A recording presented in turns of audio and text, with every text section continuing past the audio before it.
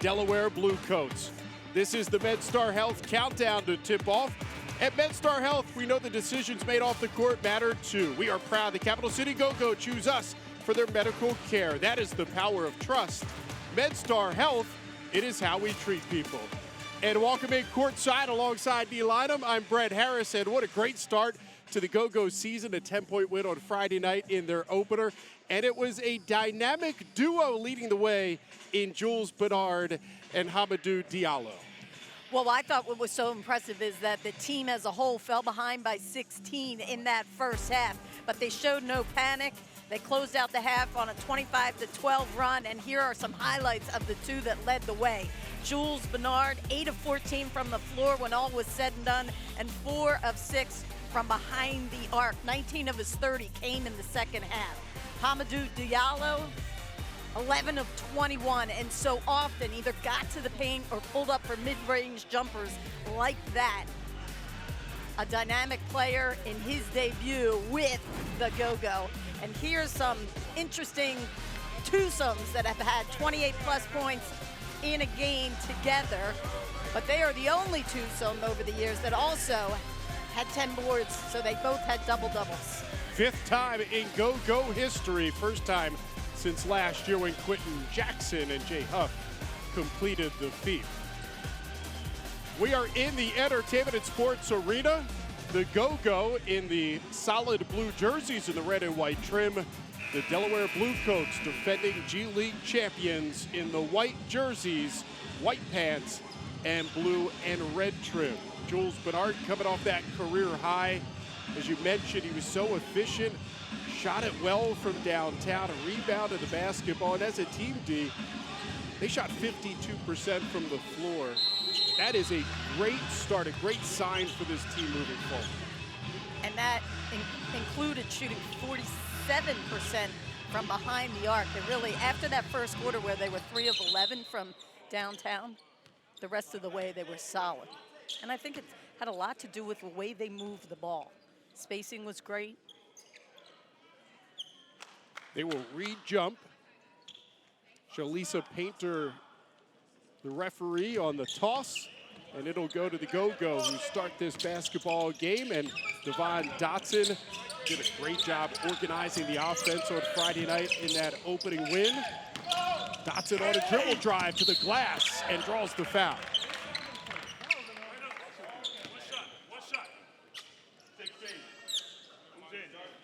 GOGO led by Cody Toppert, who got his first head coaching victory on Friday night. It is his first season, replacing Mike Williams, who was here for 2 years. The 4th head coach in GOGO history. Brent, you gotta love that Dotson getting to the line in the early seconds of this game.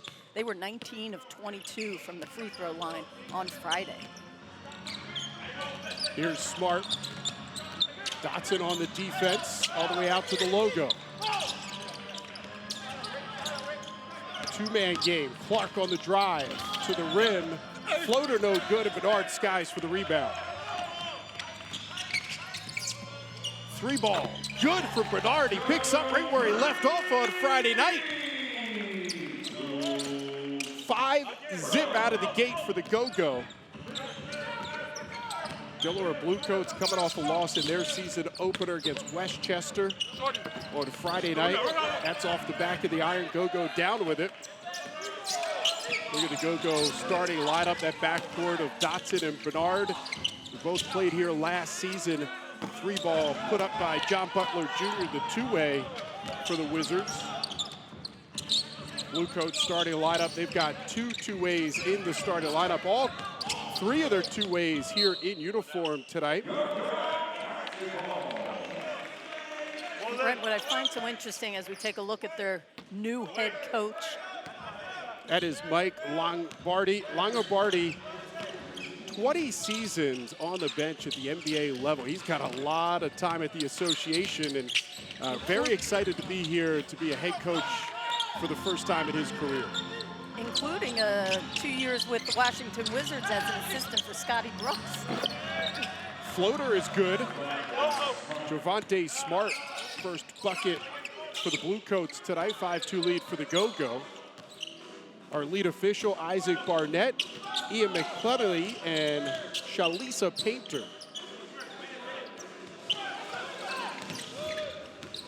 Dotson on a breakdown. Can't finish. Smart takes it to the rim, and the whistle.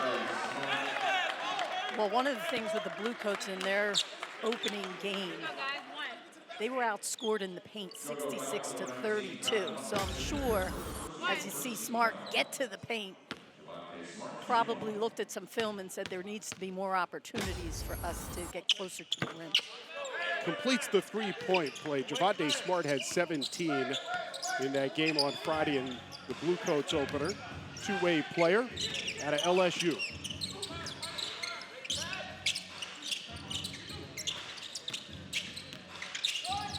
The handoff to Bedard. Double teamed, he turns it over. Diallo looks to get it right back. Groundridge. Heavy on the jumper. Bedard, and we got a leaker. Diallo, easy, slam dunk. Great outlet from Jules to Diallo. Ball out of bounds, it'll stay with the GOGO. And this is Jules just having a heads up himself to see Diallo leaking out, as you said. I'm gonna just say he was quicker than everybody else. In the right place at the right time. Those two combining for 58 points. Bedard, by the way, also had 4 assists. Diallo had 5 assists to go with their 10 boards each. Both of them really filling out the stat sheet. Here's Diallo, breakdown, dribble, jumper, mid-range, no good. It's gonna be a long 3 ball here by Smart. Smart off to a quick start. He's got all 8 for Delaware.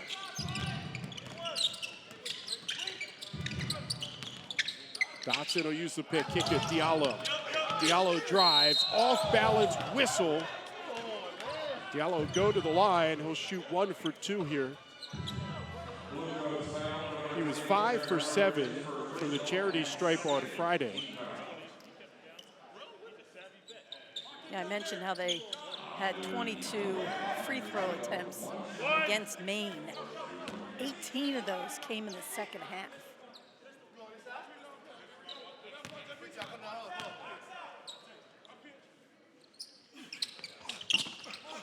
Battles around and out.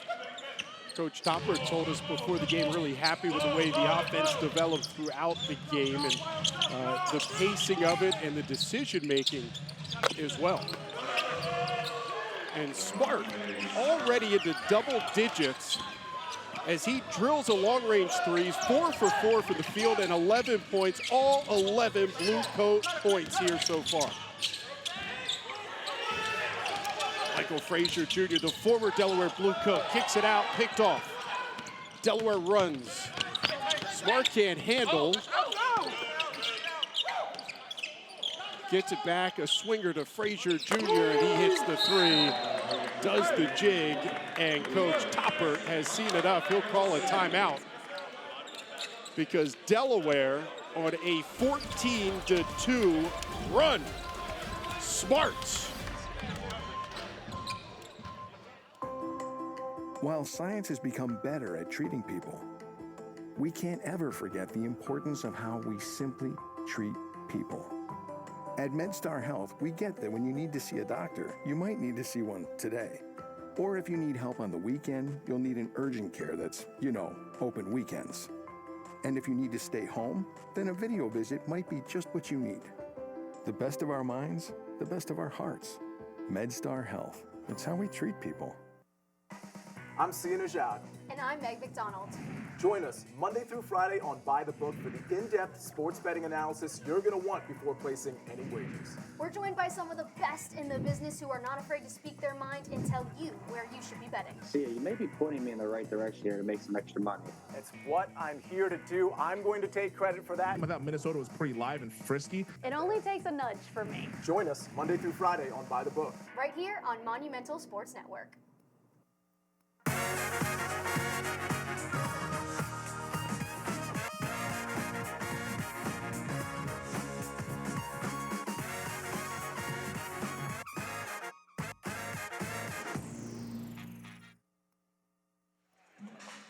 Delaware Bluecoats running out to a 14-7 lead, 7:55 left here in the first quarter.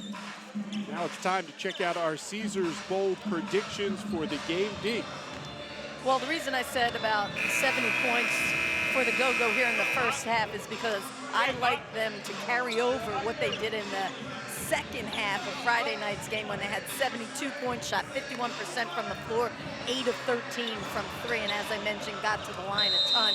And then if they could hold the Bluecoats under 35% from downtown, because the Bluecoats in their Friday night game shot 29% from 3. They'll have to improve their defense against the 3. The Go-Go will right now because Delaware has started 3 of 5. Bernard, long range 3, no good. Falls around. Frazier Jr. up with it. Dotson reloads, connects. Dotson has 5. The Go-Go put up a $137 on the Maine Celtics here Friday night, but D, they got down 16. Coach Topper told us they took the punch, they responded. They kind of took a punch here early from the Bluecoats. And what he liked about that, we've seen this, and he's seen it plenty also. These games are about momentum, so he liked that it came early, and therefore they had time to respond, as opposed to maybe they're the ones coming out, and you might get a little complacent. Inside whistle before the shot. It's going to be a charge. It's going to go against Delaware. You can see what How the they Go-Go finished. did on Friday. Just efficient across the board from the floor, 3-pointers and free throws. I mean, to have all 3 facets of the game have such good numbers like that. To expect that every game might be a little difficult, especially that 47% from 3.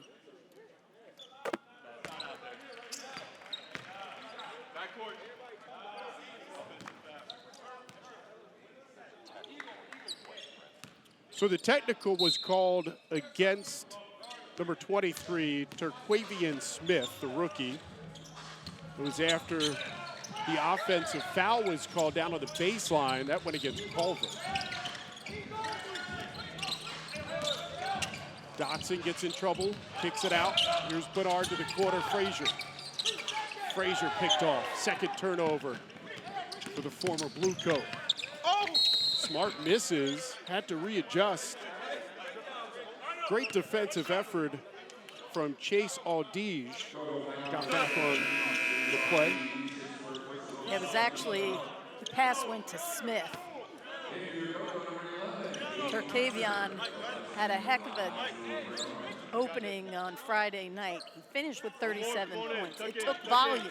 He took 34 shots to get his 37 points.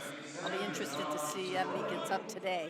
But I do know that obviously the Go-Go are aware of what his game looked like on Friday. Probably see a lot of switching with different guys defending him. There's a look at the stat line for Terquavian Smith as he steps to the foul line. Did knock down 5 3-pointers and was perfect, 6 for 6 on a Friday night. Hits his first here. And the Bluecoats lead 16-11. Giroux. That's an air ball.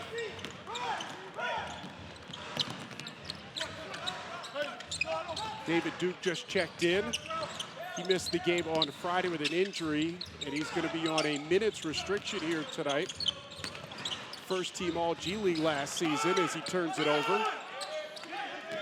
Well, that's one thing. You can turn these guys over, at least by their first game. They turned it over 17 times. And I like the aggression of the GOGO defense to try to see if they can do it to the Bluecoats as well tonight. Diallo has 4. Jumper, no good there. And Aldige comes down with it.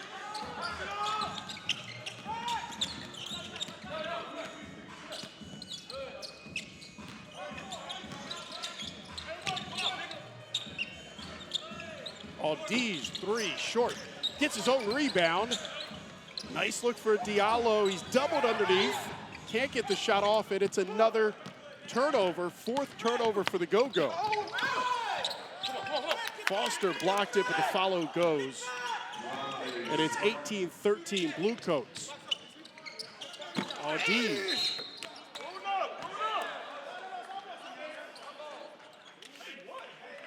Whistle on the floor. I think it's going to go against Capital City. It is.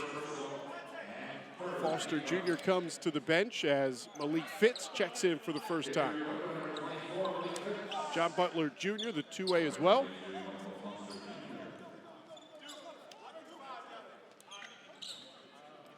The 7-footer, John Butler Jr., out of Florida State, 2nd year, only 20 years old. Sky's the limit for that youngster. Played 19 games with the Portland Trailblazers as a rookie. Yeah, and in those 19 games, he averaged 12 minutes a game.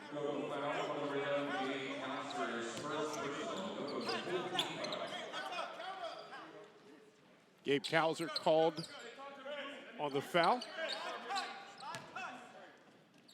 14 fouls against Capital City here in the first quarter.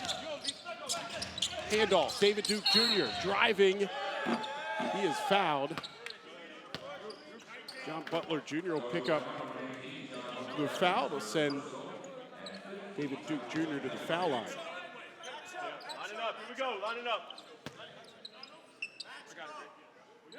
Well, right now, Delaware is being aggressive, and they're shooting the ball pretty well, which they did not do in their initial game against the Westchester Knicks when they shot 35% from the floor and under 30 from 3.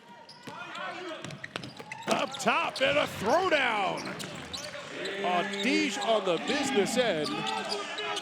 And it cuts into the Bluecoats lead. GOGO down 3.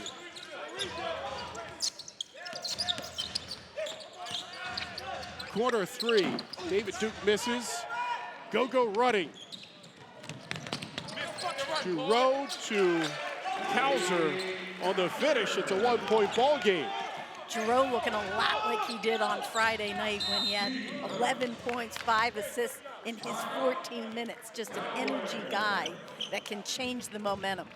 And the momentum has swung here for the GOGO. They're out and running and back in it. 18-17 here in the first.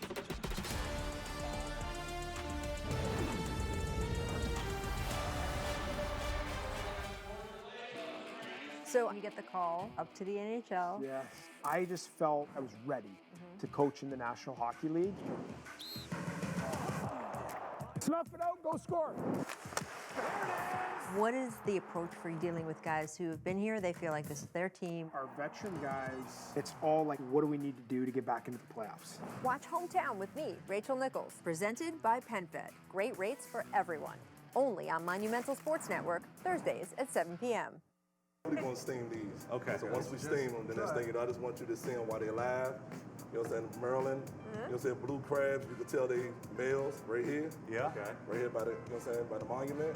Yeah. So yeah, so that's right there. There you go. Before they're cooked, that's what you call it. After they're cooked, I'll show you upstairs, we call it the key, because it's the key to open it. There you go. Now, how long ago were these pulled out of the ocean? Well, the local people pulled everything this morning, and we went to go pick it up. What body of water are these coming from? So like the Chesapeake Bay or the Severn River, which feeds the bay. So either one of those. Super fresh. That's why you think they moving so much, and you can see the blue. What size are these? But these are considered jumbos, so these like the real nice size crabs. Watch Hometown with me, Rachel Nichols, presented by PenFed. Great rates for everyone. First of 4 matchups with Delaware here tonight. Last year they met 5 times. They split during this season. 2 games in the showcase went to the GOGO. The 2 during the regular season went to the Bluecoats, but the big one, D, that happened in March. Second round of the G League playoffs, and Delaware got the best of Capital City. And then went on to win the championship. But the team you see here tonight does not have one of the starters from that Delaware team that won the championship, and they have a different coach. Kobe Carl has moved on to be an assistant with Nick Nurse and the Sixers. So a lot of changes for Delaware. The few that are still around got their rings on Friday night as part of a G League ceremony before tip between Westchester and Delaware as they opened up in their building. Wow, what a block. John Butler Jr. on the rejection. By the way, the GOGO, they open their first 3 here at the Entertainment and Sports Arena before they'll hit the road for 4. Take another look at the block, and 7-footer's got a wingspan. Wow, I had looked at his numbers from college when he played that 1 year at Florida State, and he had 36 blocks in 31 games.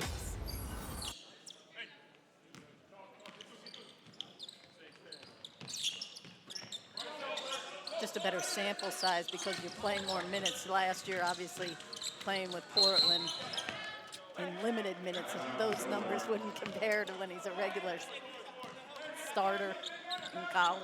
It's good size. He is a glass cleaner, but at the same time, he will step outside. He took 5 threes in that game on Friday. Yeah, he was 5 of 9 shooting. We knocked down 2 of 5 from 3-point range, so showing he does have a little bit of range as well. Rebounded, Fitz. GOGO reset. Aldige outside. 3 ball no good for Kauser. Another block. That was out of control too. Cumberland on the drive, but John Butler Jr. patrolling the paint.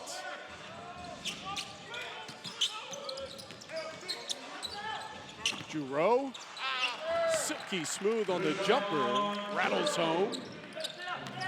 First bucket here for Giroux. There's shot Smith. Terquavian Smith knocking down a triple. 1 for 5. That's his first bucket. Also has a foul shot, 5 points. And we should remind people, when we said he had 37, he did it coming off the bench on Friday as well, like he came off the bench here tonight. You will quickly be the 6th man of the year with those kind of stats.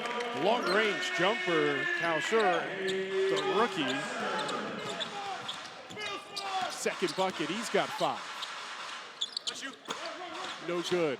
Giroux. Fits to the corner. Aldige got it. All net for Aldige. Yeah, and that's 2 great passes to skip it ahead, getting a shot in the first 6 seconds of a shot clock, and a quality shot at that. Smith on the screen. Butler may have readjusted that one a bit.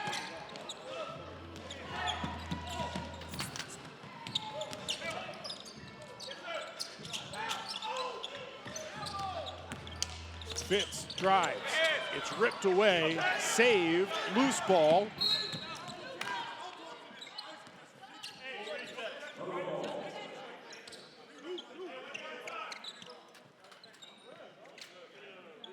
Check out the 2023-24 Capital City GOGO schedule for a full slate of games all season long. Visit capitalcitygogo.com to get your tickets.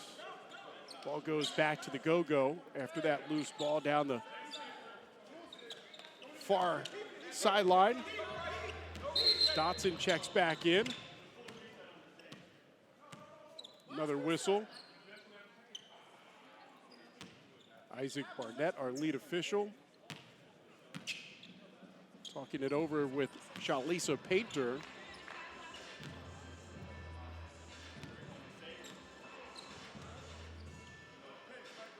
And I think they reset the shot clock, took a second off, so at 23, may seem minor, but if it to go down, but the final seconds could Make a difference. Yeah, sure. Jules Bedard in a lot of trouble. Found some traffic in the lane and turns it over.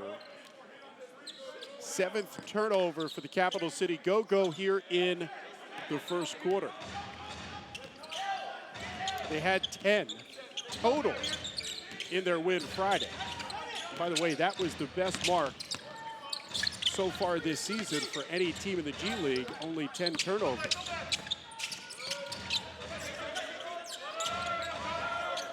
Shot clock at 5, Smart between the legs, a step back 3, no good. Offensive board and a whistle.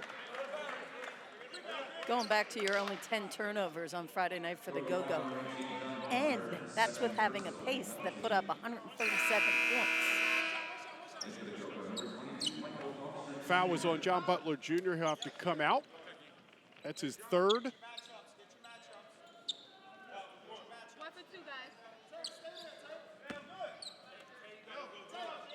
Go-Go head coach Cody Toppert was telling us before the game, you don't want to get into the final 10 seconds of a possession.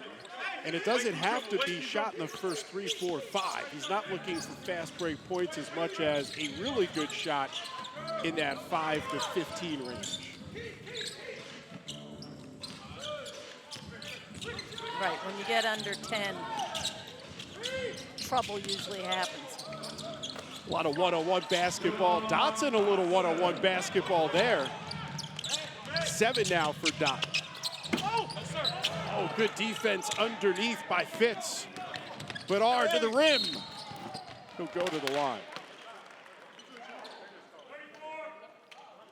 Jules Bedard is just so smooth as he glides to the basket. I loved how Coach Topper talked about that California vibe. He's from LA, played at UCLA.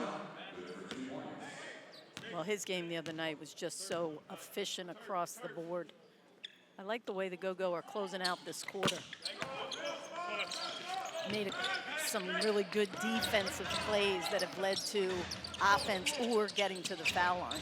Big turn here in the last 5 minutes as the Go-Go have extended the lead, 29-23, up 6 here, final 20 seconds of the first quarter. And another example of forcing a turnover to give themselves this final possession of the quarter. Keep in mind, Dot has the ball, and he's the one who hit a buzzer beater at the end of the first quarter on Friday. They turn it over in the final couple of seconds here of the quarter, and that is how it'll end. Go-Go 29-23. The Delaware Bluecoats put on a 14-2 run early in this game, but the Go-Go have stormed back. 6-point lead for Capital City. With no fees or minimums and no overdraft fees, banking with Capital One is the easiest decision in the history of decisions. Even easier than this. We need a clutch hit. Derek Jeter. Hang in there, rookie. Yep, even easier than that. With no fees or minimums and no overdraft fees, is it even a decision? That's banking reimagined. What's in your wallet? Future of the NBA, that's starting today. Welcome to the NBA G League. Today, we're panning for nuggets of gold, searching for what's never been seen. Today, watch us set new trends and crown new kings. Today, we're igniting the sparks that's blazing new trails. Buckle up and watch today's G League become tomorrow's NBA. Above the rim, behind the scenes, on Beyond the Buzzer. Make sure y'all tune in. I'm Wes Hall, and you are in the right place for the best Wizards content. I'm excited. Player profiles. Let me explain. In-depth interviews. I'd say I'm a hooper. And exclusive insider access. Ready to rock. Beyond the Buzzer, weekdays at 4:30 p.m. on Monumental Sports Network. In DC, we don't just watch sports. We feel them deeply, personally, passionately. We go hard in the paint. We go horse. When we win, we don't just raise a glass. We raise a cup. Stand up. We stand out. We never stop. In DC, we don't just watch sports. We watch Monumental Sports Network.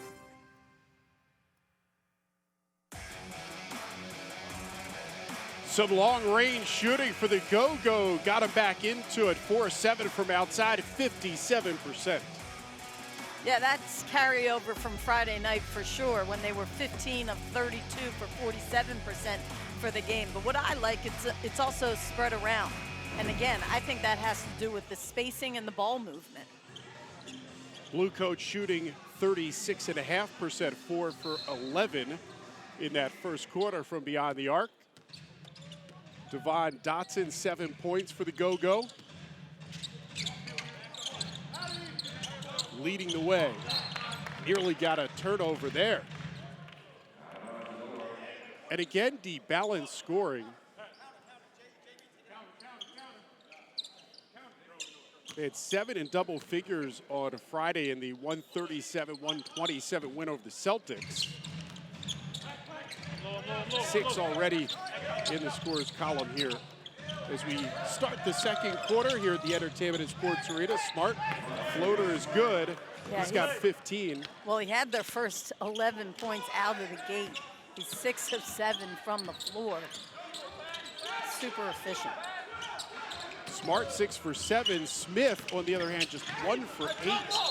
Tough start after scoring 33, and Davion Mintz comes in. He is a spark plug. We saw him bring a lot of energy on Friday. Steps right onto the court, gets a bucket and a foul. Well, I thought the big difference was what the energy that they got from Davion and DeJohn. So the combination of those two helped at various times in that win. Once in the first half when they were down 16, and then when Maine made a push in the second half, those two guys gave energy again.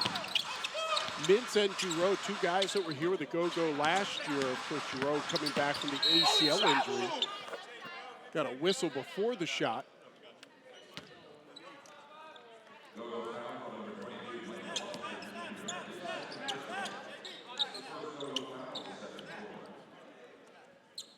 First team foul for the GOGO here in the second quarter. See Mike Longobardi there, just next to the inbound. New head coach for the Delaware Bluecoats, who won the G League title last season. Smart kicks it, shot clock down to 3, shot is good. Brown Ridge, final seconds on the shot clock, hits the long range jumper, his first bucket. That's what Brown Ridge does. He's lethal from downtown. Off the back of the iron. How about the start for the 76ers? Of course, Delaware Bluecoats, the affiliate of the Philadelphia 76ers, they won 8 straight up in the city of brotherly love. Yeah, Tyrese Maxey dropping 50 yesterday. Spin move, no good off the glass, and rebounded by Fitz. By the way, we should send our best wishes to Kelly Oubre, the former Washington Wizard, who was hit by a car. Situation, they're still trying to figure out who did it, see if they can bring someone to justice, but he's going to miss some time. And I think Max even said that that performance was for Kelly Oubre. Great guy, know him well here in Washington. Well, that was a miscommunication defensively that got Frazier Jr. all alone under the basket, and easy too. By the way, Kelly Oubre, stable condition after that accident yesterday. Yeah, Kick he was out. actually at practice today, watching and with his What team. a great sign. Smart gets it back. Dotson dives, can't get it. Smart's jumper on a step back, no good. Here go the GOGO. Jules, no whistle. he went into the trees. Brownridge. Wow, Brownridge. Back-to-back threes for Brownridge. Yeah, coming into, he shot 39% for his career, and he came into the G League in 2017-18 season. Dotson, a little English on the shot on the hoop and the foul. Go to the foul line, a chance for a three-point play. It does feel like every time the GOGO need a bucket or need to sort of reset or refocus on the offense, you can turn to Devon Dotson. And that's, we learned that last year too. Averaged 13.5 and 6 assists a ball game with the GOGO last season. And I liked when you asked Coach Topper about Dotson and his composure, and he said, one thing I like, you look at his face, you can't tell if things are going well or they're going bad, because it never changes. Even keeled. Said he really looked up to Derrick Rose growing up in the Chicago area, where he is on the defensive end. Jumper in and out, rebounded by Bernard. 18-13 advantage on the boards for the GOGO. Men's baseline, stepped out of bounds. Yeah, unusual, just if we're looking at Friday's game when they only had 10 turnovers for 4 quarters, to see them have 9, and you still have 8.5 to play here in the second quarter. Bluecoats have scored 9 points off those 9 turnovers. Here's Duke Jr. driving the lane, using the body to get through Dotson. 37-35 GOGO here, second quarter. And off Bedard. Great look, but it's picked off. That's an offensive foul by Brownridge. He can't believe it, but his elbow came up right into the face of Diallo. Yeah, I think what we're going to see, he's chasing. Oh, no, he was more in the chest, right? Yeah. But it was a hard elbow.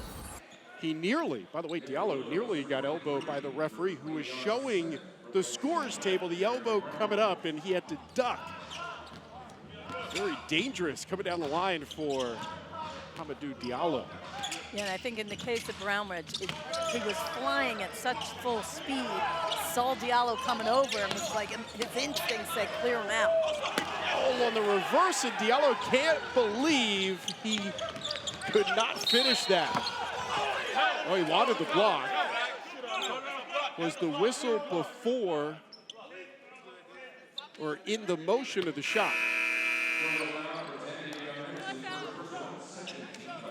Bring your group out to a Capital City GOGO game. Groups of 10 or more enjoy discounted ticket prices and more. Visit CapitalCityGoGo.com or call 202-864-4350 and get your group to a GOGO game. So David Duke Jr. to the line.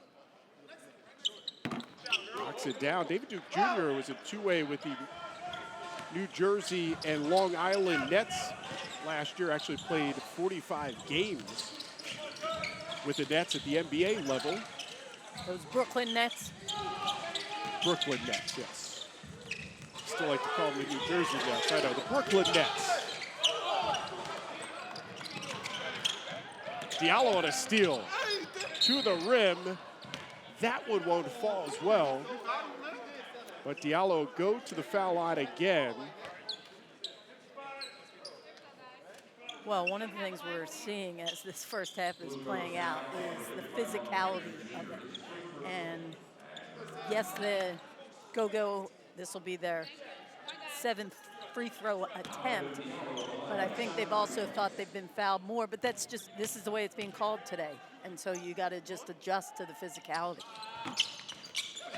0 for 2. Hamidou Diallo for the foul line. Tie ball game, 7 minutes left here in the second quarter. Foul on the floor. It's going to go against Hamidou Diallo. Yep. David Duke Jr. with a pretty quick first step. And then Diallo found himself kind of trying to catch up. Diallo, of course, understanding the speed of the game first 5 years in the NBA with Oklahoma City and the Detroit Pistons. 25-year-old, 6 pro season.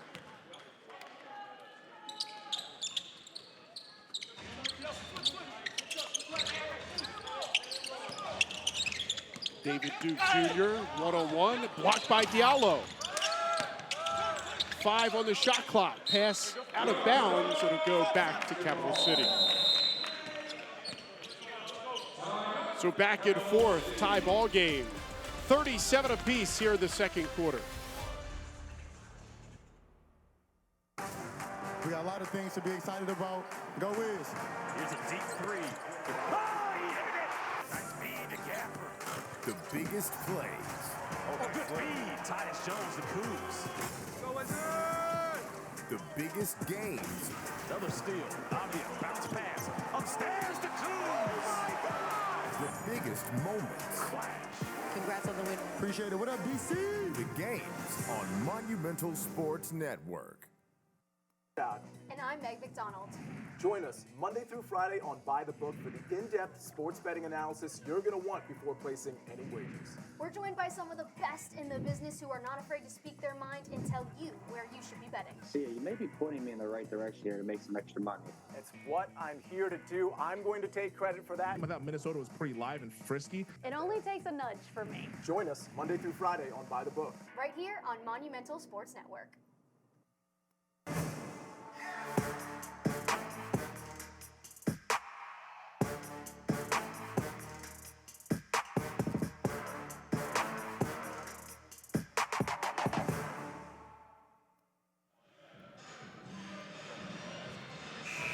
Tie ball game here in the second quarter. Entertainment and Sports Arena, Washington, D.C.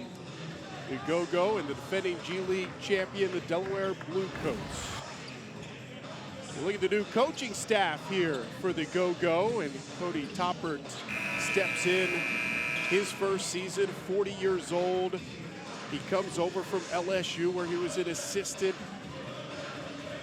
And you look at some of the assistant coaches as well. What kind of stands out about the staff that both Amber Nichols and Cody Toppert have put together?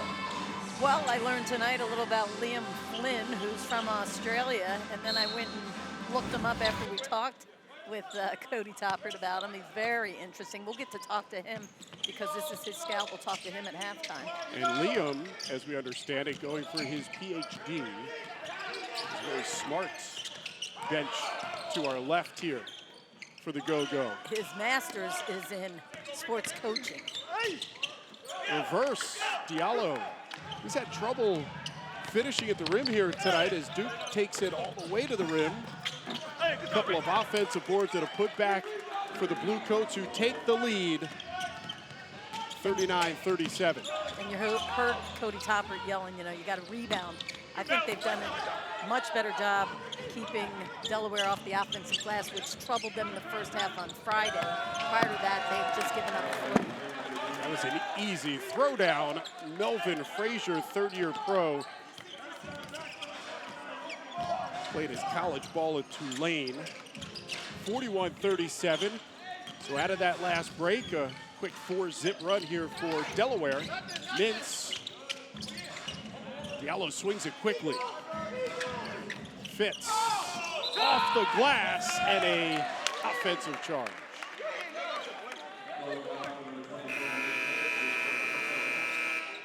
We talk about who's had some NBA experience. Fitz has 18 NBA games over the last 3 seasons with Clippers, Boston, and Utah.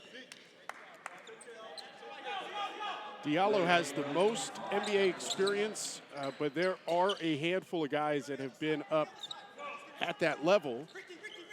Well, we mentioned John Butler Jr. with the Blazers. Dot had a little run with the Wizards. But you're right, Diallo with 263. That blows that out of the water. That's pretty solid. Yes. He was also the 2019 NBA Slam Dunk champion.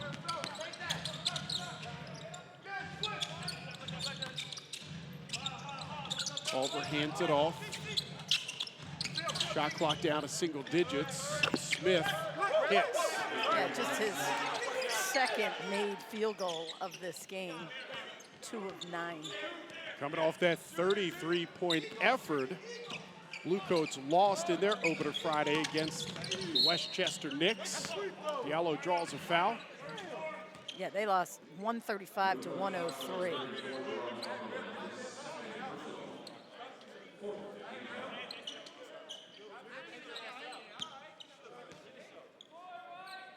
Oh for 2 from the charity stripe for Diallo here in the first half. I went back and I looked. He actually had been, you know, a real solid part of Detroit's rotation before he had that ankle injury last year and had good numbers. He's missed all 3 from the foul line here tonight. Drive rejected by Giroux.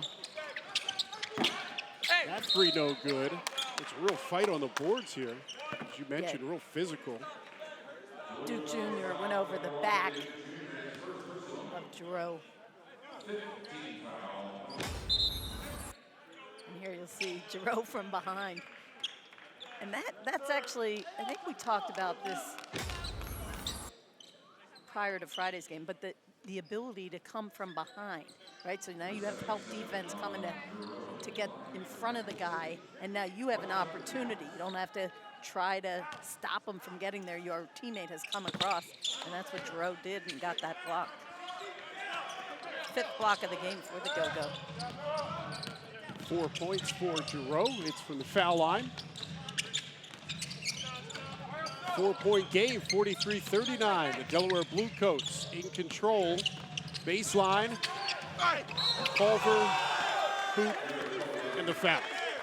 Yeah, Foster Jr. was trying to get a block for himself.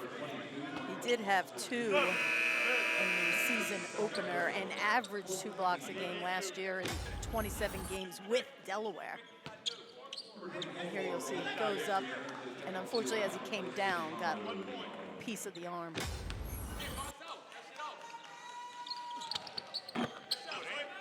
Three-point play for Culver, who now has 3. That was his first bucket. I will say there's been a lot of whistles here in this first half. Not that they're not warranted, but it is hard for people to get in a flow when it's all the stoppage of play. And it's been a lot more here in the second quarter, where it's slowed down a bit as Giroux steps to the foul line. I mean, and knocks down the 1 for 2. And you have 4.5 minutes still to play, and the GOGO have attempted 10 free throws. Made 7. David Duke Jr. on a breakdown. Good defense by Foster Jr.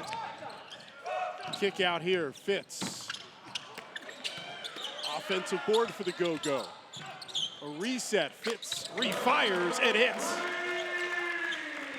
So last year with the Ontario Clippers, Fitz shot just 26% from 3.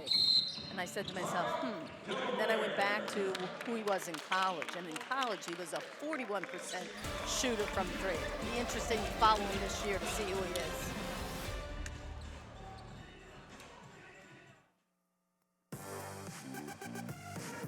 I gotta warn you, we have a crab newbie on the end there. I apologize. Yeah. Now wait a second. We're not eating those live. Wait, one made a break for it. We have a lot of young, energetic players. I like being at the infancy of a build. Will said, I'm in. And Wes said, let's go. Hi, Will. Thanks for coming. Watch Hometown with me, Rachel Nichols. Brought to you by PenFed. Great rates for everyone. Only on Monumental Sports Network, Thursdays at 7 p.m. That's something that's never been done before. 30 teams, single elimination, 1 NBA Cup, all leading right here. We'll need players that are incredibly precise, not afraid of a little scrapping. Everyone's got their eyes on this new prize. But the only way to get the NBA Cup is to win it. Looks like you're all gonna have to play for it. Ahead headlines are real. Your mobile device can be compromised. CIS defends. Whether at home, a secure facility, international travel, or downrange. One highly secure platform, multiple missions. Learn more at CISsecure.com. Rep the Capital City Go-Go in the arena and around town with the official team merchandise. Shop 24/7 at the Go-Go Fanatics online team store at CapitalCityGoGo.com under the shop tab. And some sharp-looking Go-Go gear. Michael Foster Jr. there, the former Delaware Blue Coat, averaged about 15 points and 7.5 rebounds on that championship team. Started his career 2 years back with the G League Ignite. Just 20 years old, already in his third pro season. Yeah, he was the first to sign on the second G League Ignite team. So meaning the second year they had the group. And he was the first one they asked to come join them. He said it was a tough decision, but ultimately he knew he was a pro. He wanted to start learning the professional game. So he decided not to go the college route and right into the G League, and a foul send Giroux to the foul line. Perfect 2 for 2. I mean, just to finish off. Michael Foster Jr., correct? Yeah, just to finish off Foster Jr. So his senior year, he was at Hillcrest Prep in Phoenix, where he averaged 32 points and 18 rebounds. And then went to, and now I said to myself, oh, I see why he was the first asked to be part of G League Ignite for the following year. He said he was close to signing with Georgia.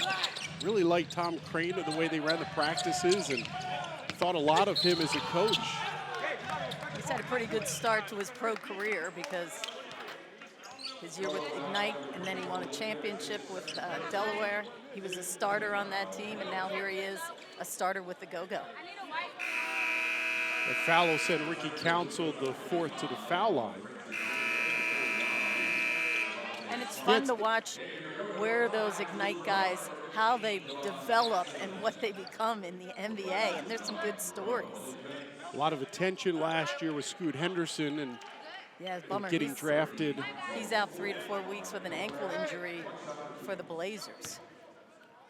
I was going to say, you know, a lot of people forget only 20 years old. There's so much left in that pro career for Michael Foster Jr. And he's in his third year as a pro.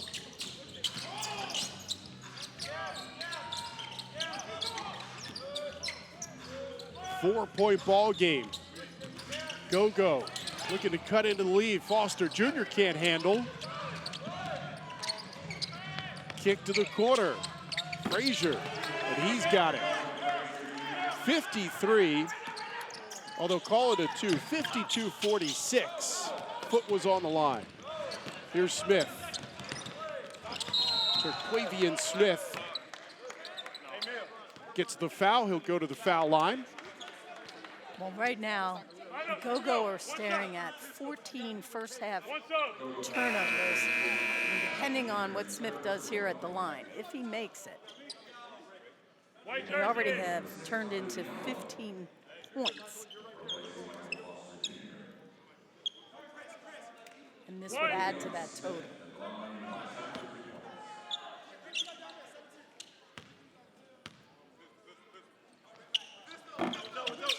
Smith rattles it home, the two-way out of NC State.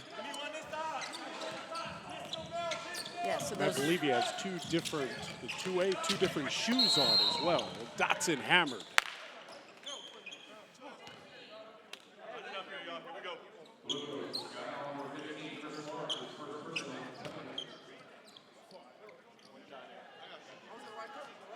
You see Dotson, the general, communicating with his teammates.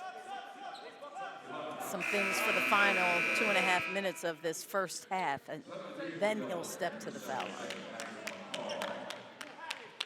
Doc coming off a really solid season with the Go-Go last year, 42 games, about 15 points a ball game, and 6.5 assists. But look at the field goal percentage, D, at 52.5%. Rattles that one home, and Devon Dotson leading the way for the GOGO right now with 12. And for a guy of his stature, that's usually a high field goal percentage means he's making smart decisions in shot selection. Council the fourth. 56-48, the Bluecoats lead it. Dotson also very proud of playing at Kansas when he warms up here before the games, typically something Kansas, whether it's the shorts or a t-shirt. Smith gets it back, launches a long three, no good. How about another? I have noticed that a very high arching shot for Smith. One that's not falling. 1 of 7 from outside. That does fall for Dotson. He's got 14. Diallo picking up full court here on the defensive pressure. He reaches in, gets called on the foul. That's going to be his third. One thing we've noticed in now about a game and a half with Diallo, big smile. He lights up a room. Really fun to be around, great to talk to. Well, the description that I got from people in Detroit was that he was one of the best finishers, which we did see on Friday night for sure. And also that he was their resident energy player. And I think we've seen that as well. The guy played his first 5 years in the NBA. You never know what the sort of the attitude will be dropping down at the G League, but he has been terrific. What a great teammate and great chemistry early with his team. On the drive, foul. And I got to think, had he not, so it was from early March that he had the injury and couldn't finish out last year with Detroit. And I think you have to just tell yourself, if I hadn't gotten injured as a free agent, would somebody have picked me up? And when you look at his numbers, I think my answer to myself would be yes. Out of Kentucky, he was a second-round pick back in 2018 to Brooklyn. And then traded to OKC. Right away. One of those oddities in the NBA, whoever will draft you, and that'll be forever, who you got drafted by. Within minutes, you could be traded and never spend a single second with that franchise. No, and then the part that's so crazy is they put the hat on of the team that did the selecting, and they wait till after the first round to make it official. Final 30 here of the first half. 3-ball no good for Audige. Bluecoats have opened up an 8-point advantage. It's about a 8-second difference between the shot clock, game clock. Smart. It's Bernard defensively to the corner. Dotson harassing, hanging.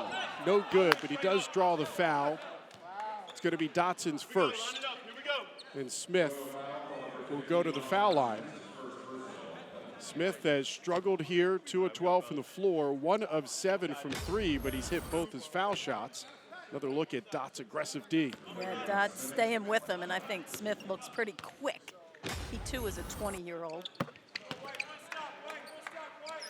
But the number of trips to the line, and keep in mind, 23 combined for the two teams when you're only taking 1, by and large, 1 for 2 here. Dotson, turnaround, no good, final seconds, and that'll close it out here in the first half. Delaware Bluecoats go on a run here to close it out, and they'll take a 10-point lead into halftime. 62-52, defending G League champions out in front. We're at halftime in DC. Back after this.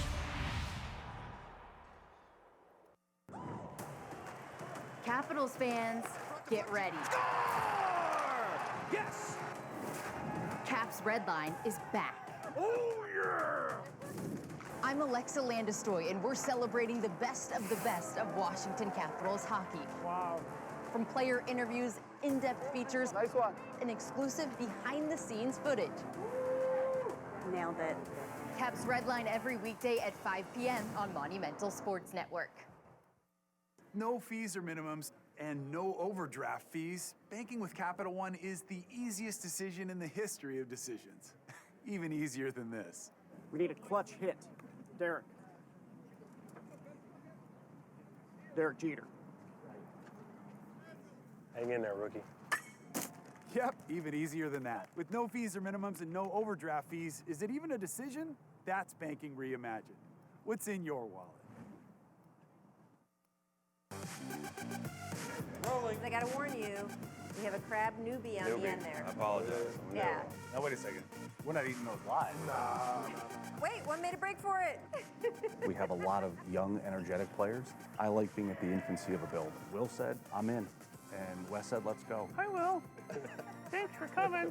Watch Hometown with me, Rachel Nichols. Brought to you by PenFed. Great rates for everyone. Only on Monumental Sports Network, Thursdays at 7 p.m. So you get the call up to the NHL. Yes. I just felt I was ready to coach in the National Hockey League. Snuff it out, go score. What is the approach for dealing with guys who have been here? They feel like this is their team. Our veteran guys, it's all like, what do we need to do to get back into the playoffs? Watch Hometown with me, Rachel Nichols. Presented by PenFed. Great rates for everyone. Only on Monumental Sports Network, Thursdays at 7 p.m. It's game time. We gotta watch the Bucks game too. Giannis already got 20 points in the first quarter. League pass goes hard. Hey, check out the Heat. Jimmy Buckets is on fire. The Lakers and the Nuggets are in OT. Oh, Luka just put a dude on a poster. Jalen Brunson out there snatching ankles. Ooh. Go back to Golden State. Home team view. This is NBA basketball at its best, folks. I'm never leaving. I'm gonna want you to leave eventually. After basketball. Back here in Washington, D.C., it is halftime between the Capital City GOGO and the Delaware BlueCoats. The NBA unveiling its inaugural in-season tournament. 6 groups, 5 teams each team playing 4 games, 2 at home, 2 on the road. Knockout round, single elimination, and then the championship game, December 9th in Las Vegas. The winners, $500,000 cash prize to that championship team for each player. Now the Wizards, during that in-season tournament, debuting their City Edition unis, the special jerseys inspired by the DC Boundary Stones. Here is the story behind its origin.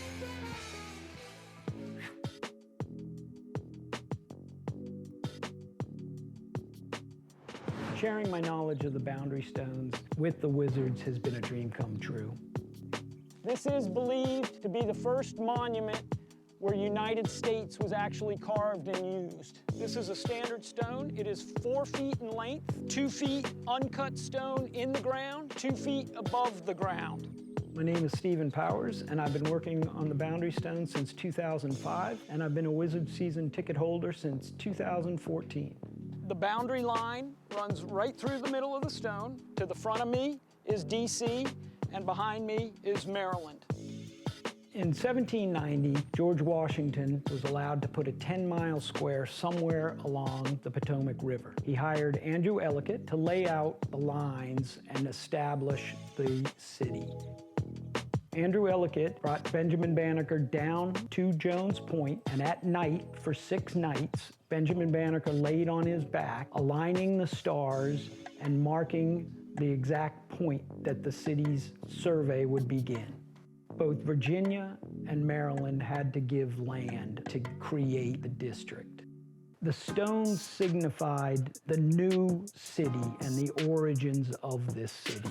This is my favorite stone of all 40s. It's the only one that's really left in its pristine condition. The Boundary Stones became a passion of mine because I'm a civil engineer, an amateur surveyor, and I love Washington, D.C. history. When my daughter was in 2nd grade, we went to a couple of the stones in Arlington, and that's when I got stones fever. And I started searching them out, and I spent a year and a half going around to all 40 of them. But if you come and look up close right here, you'll actually see the cut marks of when they cut it out of the quarry. The fence design mocks the city of DC. Each one of the corners would be a cornerstone, represents the Washington Monument, and then 9 bars on each one representing the mile distinction between the 10-mile square. So that's the east cornerstone. After putting in all this work and effort into the stones, to see them coming to much more prominence and having been in magazines and newspaper articles, it's just been really fulfilling to see my efforts paying off for the stones and how much they now are being known and people will recognize them for the importance that they are. Oh, the history in DC, just amazing. Now you know a little more about the Wiz debut City Edition unis. First half highlights from this one, straight ahead. I'm Sia Najad. And I'm Meg McDonald. Join us Monday through Friday on By the Book for the in-depth sports betting analysis you're going to want before placing any wagers. We're joined by some of the best in the business who are not afraid to speak their mind and tell you where you should be betting. See, you may be pointing me in the right direction here to make some extra money. It's what I'm here to do. I'm going to take credit for that. I thought Minnesota was pretty live and frisky. It only takes a nudge for me. Join us Monday through Friday on By the Book. Right here on Monumental Sports Network. No fees or minimums and no overdraft fees. Banking with Capital One is the easiest decision in the history of decisions. Even easier than this. We need a clutch hit. Derek. Derek Jeter. Hang in there, rookie. Yep, even easier than that. With no fees or minimums and no overdraft fees, is it even a decision? That's banking reimagined. What's in your wallet? DC, we don't just watch sports. We feel them deeply, personally, passionately. We go hard in the paint. We go horse. When we win, we don't just raise a glass. We raise a cup. Stand up, we stand out. We never stop. In DC, we don't just watch sports. We watch Monumental Sports Network.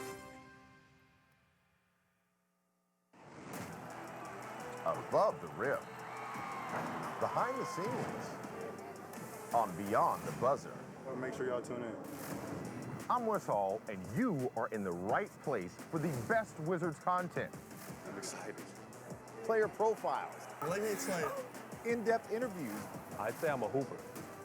And exclusive insider access. Ready to rock. Beyond the Buzzer, weekdays at 4:30 p.m. on Monumental Sports Network. All right, it's game time. We gotta watch the Bucks game too. Giannis already got 20 points in the first quarter. League pass goes hard. Hey, check out the Heat. Jimmy Buckets is on fire. The Lakers and the Nuggets are in OT. Oh, Luka just put a dude on a poster. Jalen Brunson out there snatching ankles. Ooh. Go back to Golden State. Home team view. This is NBA basketball at its best, folks. I'm never leaving. I'm gonna want you to leave eventually. After basketball. Future of the NBA, that's starting today. Welcome to the NBA G League. Today, we're panning for nuggets of gold, searching for what's never been seen. Today, watch us set new trends and crown new kings. Today, we're igniting the sparks that's blazing new trails. Buckle up and watch today's G League become tomorrow's NBA.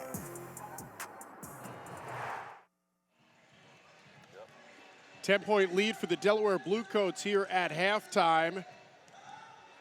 As the Capital City GOGO shot just 40% there in the first half. A lot of the offense coming from Devon Dotson, led the way with 14 points on 4-7. Well, he was the lone GOGO player to have double digits, and he made 1 of 2 from downtown. He also got to the paint and got fouled a couple of times, went to the foul line and was 3 of 3 there. Keep in mind, the other night, 7 guys finished in double figures. Some guys could catch up here in the second half. But in that second quarter, as a team, they were only 1 of 6 from downtown. In DC, we don't just watch sports. We feel them deeply, personally, passionately. We go hard in the paint. We go horse. When we win, we don't just raise a glass. We raise a cup. Stand up. We stand out. We never stop. In DC, we don't just watch sports. We watch Monumental Sports Network.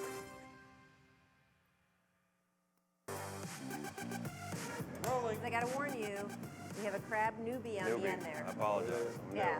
Now, wait a second. We're not eating those live. Wait, one made a break for it. We have a lot of young, energetic players. I like being at the infancy of a build. Will said, I'm in. And Wes said, let's go. Hi, Will. Thanks for coming. Watch Hometown with me, Rachel Nichols. Brought to you by PenFed. Great rates for everyone. Only on Monumental Sports Network, Thursdays at 7 p.m. Your Washington Capitals. Ovechkin, one time. Score! Save Kemper. A sprawling Darcy gets back to make that one. The biggest hits. Big hit delivered. Played onto Ovechkin. The biggest goals. The biggest memories. The game's on Monumental Sports Network. Above the rim, behind the scenes, on Beyond the Buzzer. Make sure y'all tune in. I'm Wes Hall, and you are in the right place for the best Wizards content. I'm excited.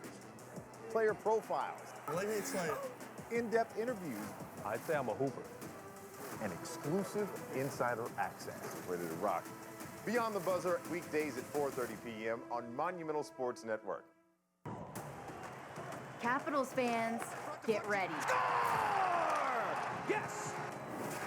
Caps Redline is back. Oh, yeah!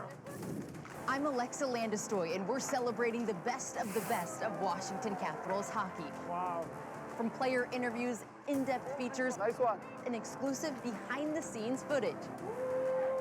Nailed it. Caps Redline every weekday at 5 p.m. on Monumental Sports Network. The NBA app is everyone's app. Everyone looking for a bandwagon.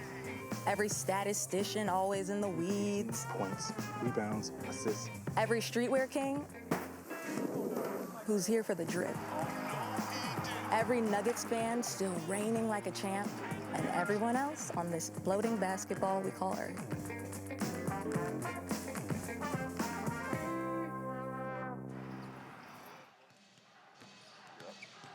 The GOGO down 10 here at halftime to the Delaware Bluecoats. Assistant coach Liam Flynn joins us now. And Liam, first half GOGO shot 40%. What is the adjustment you look for to get the offense going here in the second half? Well, funnily enough, it starts on the defensive end so we can get our pace going. We played a lot of half-court offense, and that just kind of fell into their hands of grinding away in the half court. We sat on the ball too long instead of moving the ball. So actually we need to get our defense going so that we can free up our offensive opportunities to play faster.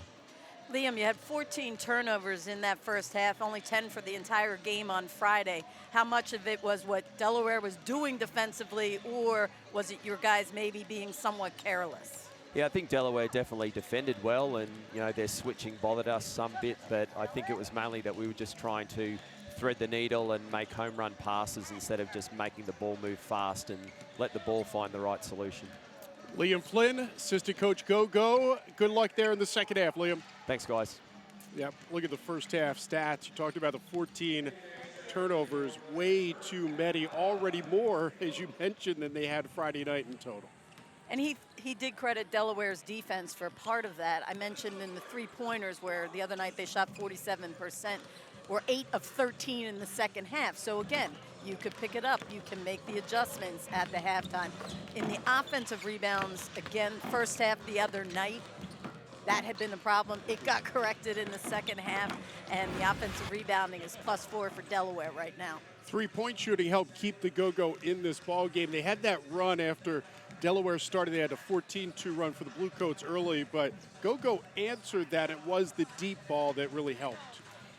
And I thought their three-point shooting, at 39% in that first half was not their problem. I think we're going to see Diallo get a little more involved in this second half. He's just too good of a player to not, and he's a finisher. He'll get to the paint. I think he'll get involved. Obviously, Jules had 19 of his 30 in the second half on Friday. Expect to see him get it going a little more as well. Hamidou Diallo just walked by in the first half, 2 for 7 on 12 minutes on the court. You could tell a little frustration, couldn't finish around the rim. What does he have to do to get it going here in the second half? Well, I'm sure one of the things that Cody Toppert says, it's not whether shots go in or don't. Were they quality shots? That's how we gauge if it was a good half, not by the 5 misses. How many of those were good shots? And I would say I'd have to go back and look. I can't remember all of Diallo's shots, but I know he was trying to get to the paint. Just a lot of them were right around the rim. They were reverse lay-ins that wouldn't fall. A couple that obviously he drew a couple fouls as well. When we look back at the bold predictions from the tip, where do we sit? And you said 70 in the first half, not quite with 52 points. Bluecoats under 35 from 3. They're at 37.5, so that's very close. Yeah, the 70 points in the first half, I mean, that was because I was hoping they could carry over what they had done in the second half of their first game. They could do that here in the second half, but that was not my bold prediction. Jules Bedard, at 30, a career high on Friday, 8 points in the first 2 quarters, 2 of 5 shooting. Knocked down a 3 as well, did have 3 rebounds and 1 assist. Bluecoats get it started here in the second half. Right down to the block. Quick pass and a throwdown flush. Well, that was goodness just, on the cut. Yeah, too easy of a basket out of the gate to start the third quarter for Delaware. Counseled the fourth with that finish. Here's Foster Jr. The former Blue Coat has it poked away. Jules is there to save it. Finger roll is good. Nice heads-up play to salvage the possession by Jules and get to the rim. Two teams exchanging buckets here to open up the second half. Butler tried to get the steal, blew by. But I liked how Foster Jr. came over with some help defense. Unfortunately, an offensive rebound that ends up in Smart's hands eventually, and he makes a 3. He's really been the hot hand for them. Javante Smart now with 20, he kind of picks up where he left off at a steal here. Melvin Frazier gives it up and an easy lay-in. It's another bucket by Smart, 22. And a 2-on-1 fast break for the Coats. A little too easy on those back-to-back buckets for Delaware, who now have extended the lead out to 15. It is their largest lead of the ball game. Diallo, Dotson, nope, short. I will say this, Brent, I did not see Delaware's game Friday because we were watching the GOGO, but they gave up 135 points. Their defense is significantly better here tonight than what it must have been on Friday. And I know Coach Longobardi had said Westchester is really good.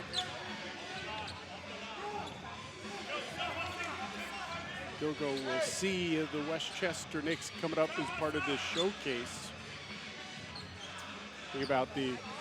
Talked about the NBA in-season tournament. Of course, you've got the Showcase Cup, the first 14 games against Eastern Conference opponents for the GOGO, and then you get 2 in the G League Showcase out in Las Vegas, Nevada.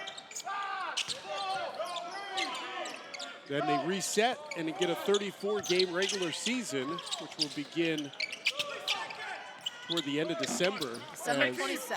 Foster Jr. misses. It is a real reset, too. It is for the G League, yes. There's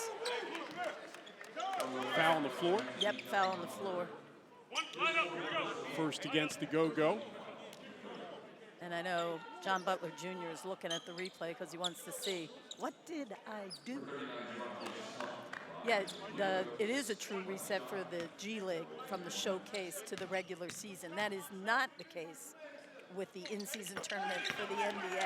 It all kind of blends together at the NBA level. That is this in-season. First time they're doing it. Pass wraparound is picked off. BlueCoats running. They're getting out quick here in the second half. And they had numbers on these breaks. Wow. Ricky Council, the fourth, now has 12 and a couple of dunks. 2 turnovers here in the third quarter already going against the GOGO.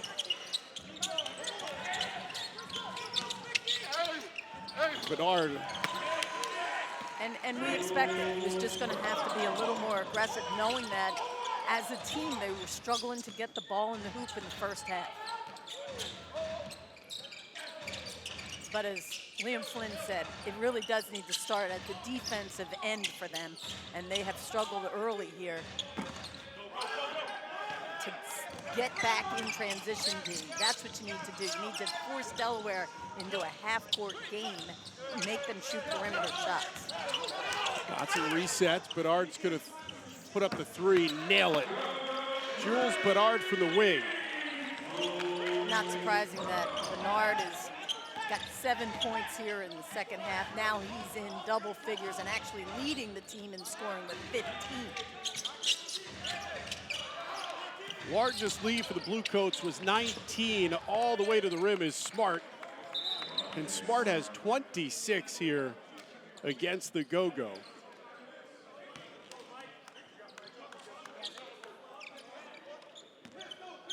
Check out the theme nights and promotions slated for this GOGO season, including the Capital City SIP Series, Marvel Superhero Day presented by DC Public Library, and much more. Visit CapitalCityGoGo.com to get more information. Foul, nope, it's going to be a travel. Extra step for Smart. Good defense for Diallo.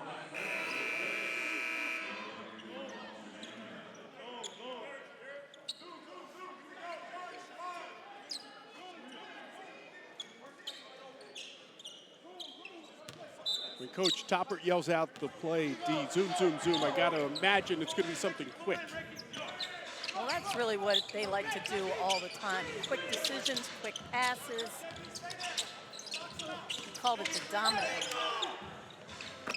Oh, and a knockdown 3. Malik Fitz like zoom, zoom, zoom. Third-year pro. Fitz is now 2 of 3 from three-point range, and I mentioned how he was a very good three-point shooter in college. Brownridge answers for the BlueCoats. They've had an answer all night. Brownridge now with 9. Brownridge came in with 511 career three-pointers made in the G League. Dotson, we're going back and forth from outside. Dotson, 17. The GOGO are reminding me of how they took shots in the third quarter on Friday night and really were solid from downtown, across the board. There you see Dotson, he had enough space. He didn't even have to use a pump fake there. Just inside the arc, a 2. His second personal foul picked up there. Jumper Council. Jules Bedard has been all over the boards here in this ball game. That is his 5th rebound. And draws the foul.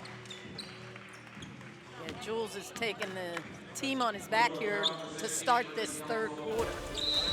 Hot start for the BlueCoats out of the break. Largest lead was 19 at 78-64. Boom. Boom. On this season of Hometown. You know what they say about rosé? Rosé all day. Thank you. Born and raised in the DC area, my hometown teams are your hometown teams. Did you know you're the youngest coach in the NHL? No matter where I've lived, this is my hometown. So good. We're going behind the scenes with the biggest names in DC sports and entertainment. No comment. This is Hometown with me, Rachel Nichols. Brought to you by PenFed. Great rates for everyone. I got something that's never been done before. 30 teams, single elimination, one NBA Cup, all leading right here. We'll need players that are incredibly precise, not afraid of a little scrapping. Everyone's got their eyes on this new prize. But the only way to get the NBA Cup is to win it. Looks like you're all gonna have to play for it.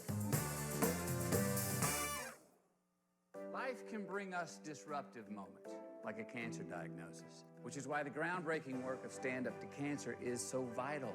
Join Stand Up to Cancer and Myrtle Beach to help families make new memories for years to come.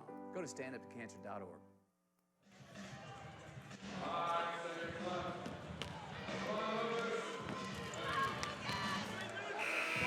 All right, back here halftime. Devon Dotson has 16, Jules Bedard 15. GOGO down to 14 here in the third quarter. Some important dates coming up on the G League schedule. This is part of the Showcase Cup, 14 games and then 2 more in Vegas, third week of December. The regular season starts December the 27th. Of course, there's a pause for the NBA All-Star festivities, and then the playoffs begin in April.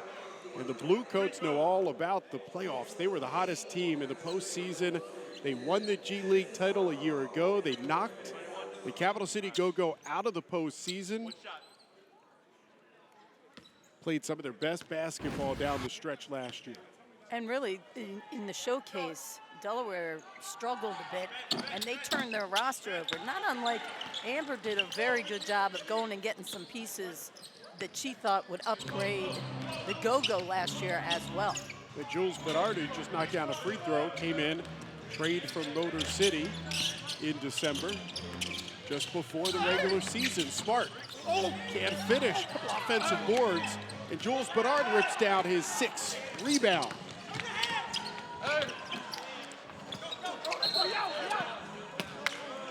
But I like the activity of the GOGO. I know that Diallo was stepped out of bounds, but he was trying to keep the possession alive, crashing the offensive glass.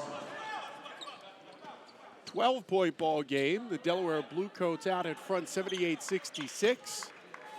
Brett Harris, D. Lina with you here on the Monumental Sports Network. Capital City GOGO won their opener Friday. They are in a fight here tonight against Delaware. Second game of the season. Bedard, another rebound. Dotson, corner, fits. Oh, in and out. Oh, and Diallo is there for the follow. Well, a nice assist from John Butler Jr. to give it to Diallo. And that was a needed bucket for him. Now, 3 of 9 from the floor. Diallo 1 for 7 in that first half. That is his 4th points, had 28 Friday. But you could tell there was a little frustration in the first 2 quarters. Of shots just weren't falling. He was getting good looks. Shots weren't falling. And all you have to do is chip away at the lead, right? You want it under, you want single digits. As it is now, thanks to Fitz making his 3rd 3 in this game. D calls for single digits, and Fitz delivers, knocking down the 3. 7-point ball game. Oh, and an answer. Terquavion Smith on the 3. You don't want him heating up. He struggled in the first half. That's 14 now for Smith.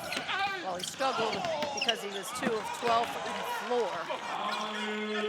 He did make a couple of free throws. Diallo, the 2019 NBA Slam Dunk champ, made that last dunk look easy.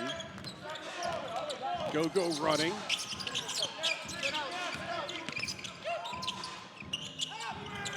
Fitz, who just knocked down a 3, gives it up. Dotson in the corner. He's going to dribble out. Shot clock now down to 8. Yeah, this kind of possession is not how they get their best shots. Oh, wow. Dot made a fool out of me.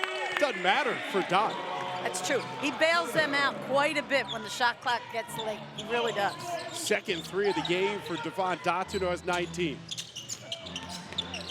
David Duke Jr. kicks it. Smith to the rim and the foul. Yes. D talked about after Quavian Smith's quickness, it showed there. Last two dunks here for Diallo.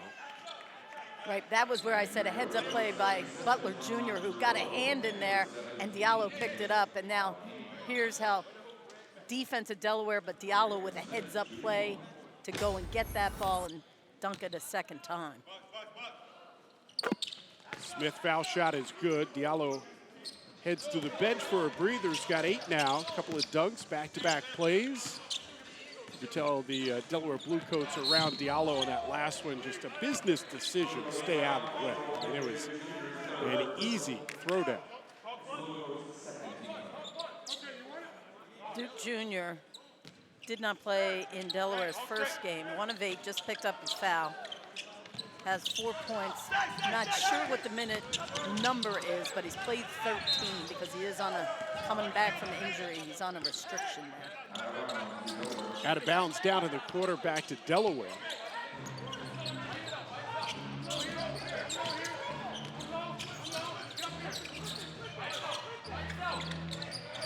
Top of the key. There's Duke Jr. spins over top of the 7-footer on the teardrop.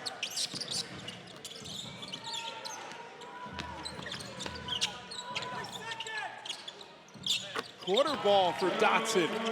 And Devon Dotson heating up again here in the second half. Just has such a feel for knowing what his team needs in given moments, right? So he knows when somebody else has the hot hand and how to get them the ball. And he also knows when his team needs him to be the scorer, which is what they need right here. Put back by Chris Clark.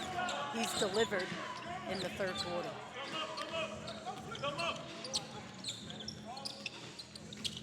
Rowe works a pick. Resets. Clark defensively slapped down on the ball. The foul's going to go against Clark. And we've got a timeout on the floor. Devon Dotson heating up from outside. He's knocked down 3 triples. He's got 22, and he's got the go-go rolling.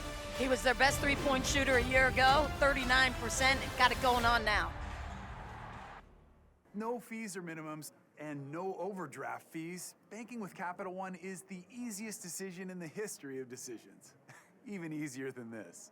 We need a clutch hit. Derek. Derek Jeter. Hang in there, rookie.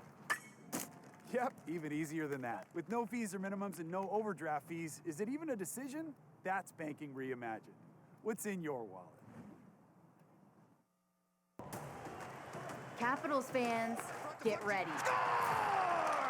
Yes! Caps Red Line is back. Oh, yeah! I'm Alexa Landestoy, and we're celebrating the best of Washington Capitals hockey. Wow. From player interviews, in-depth features, Nice one. and exclusive behind-the-scenes footage. Nailed it. Caps Red Line every weekday at 5 p.m. on Monumental Sports Network. Company plans for growth. Do you need to raise capital to fund expansion, acquisition, or other plans? Proximo Capital has raised over $100 million for mid-sized companies across all industries and would welcome the chance to work with you. Call or visit at proximocapital.com. This copyrighted broadcast of the NBA G League may not be retransmitted, reproduced, rebroadcast, or otherwise distributed or used in any form without the express written consent of the NBA G League. Devon Dotson has the go-go back in it, down 9, and D looking at Dot last year here with the go-go to this year. What's been the biggest difference here in the first couple of games? Well, I think knowing that your coach, and it is a new coach, has a ton of confidence in you. I think it's also a system, right?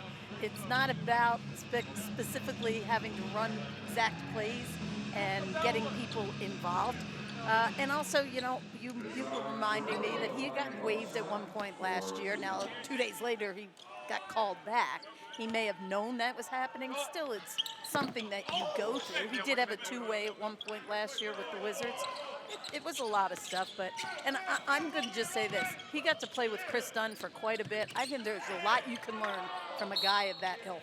That's a great point. And Devon Dotson, as you talked about, just going through sort of the roller coaster ride of G League and a call up. He's played 28 NBA games with the Bulls and Wizards, so he's got a little bit of experience now at the association level.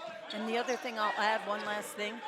When he was with Windy City, he was asked to be a scorer. When he came here, he had to be a floor general. So that now it's a second year of being a floor general, and that's part of the adjustment, and he's more comfortable in. Aldige to the corner. 3 ball, no good. Dotson back on defense. Smith. Follow, no good. Rebound by the 7-footer. Sky's in there for Butler.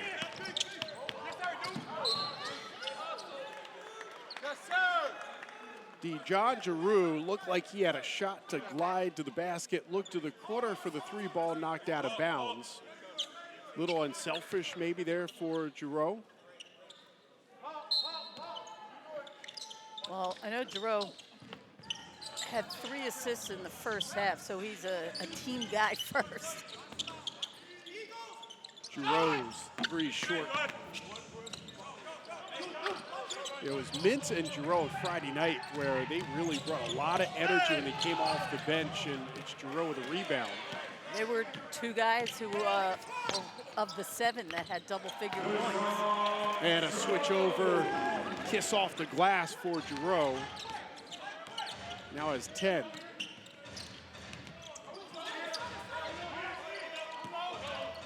Duke Jr., Frazier, whistle. It's a shame because Fitz, he came, all he had to do was stay on the ground and just hold his space because he was there. Foul against Malik Fitz, his 3rd. Sends Melvin Frazier to the foul line. 3rd year, 27 years old. Played with the Westchester Knicks last season. Kind of bounced around the G League a little bit. He's played Lakeland, Iowa. Played for the Raptors, 905 last year with the Knicks.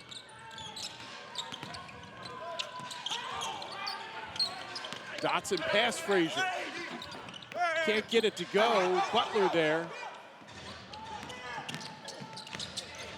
Frazier behind the back. Fancy move. No result. Nope. Gets it right back. And Smith does finish. Well, I think it's fair to call Smith a volume shooter in his early pro career. He's taken 19 shots, field goal attempts, made 5. He does have 19 points. Shooting about 25%. He is playing better than the first half. He really struggled out of the gate. Foul. It's going to be on Butler. It's going to be his 5th.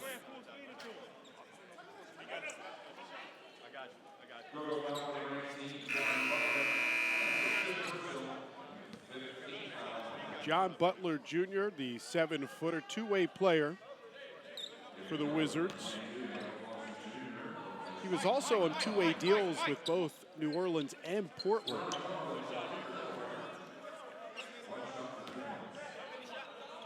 His college career averaged only about 6 points a ball game at FSU, but a lot of potential. Big wingspan. Yep, I was thinking that because, the other night he shot the ball well, finished with 14 points and 7 rebounds.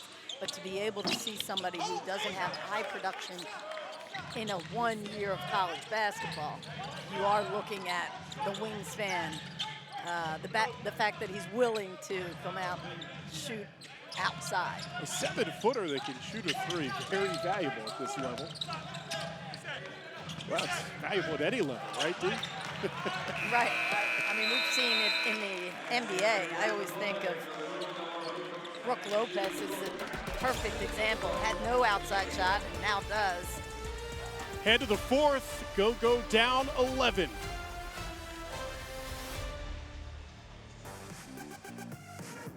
I gotta warn you, we have a crab newbie on the end there. I apologize. Yeah. Now, wait a second. We're not eating those live. Wait, one made a break for it. We have a lot of young, energetic players. I like being at the infancy of a build. Will said, I'm in. And Wes said, let's go. I will. Thanks for coming. Watch Hometown with me, Rachel Nichols. Brought to you by PenFed. Great rates for everyone. Only on Monumental Sports Network, Thursdays at 7 p.m. So you get the call up to the NHL. Yes. I just felt I was ready to coach in the National Hockey League. Snuff it out, go score.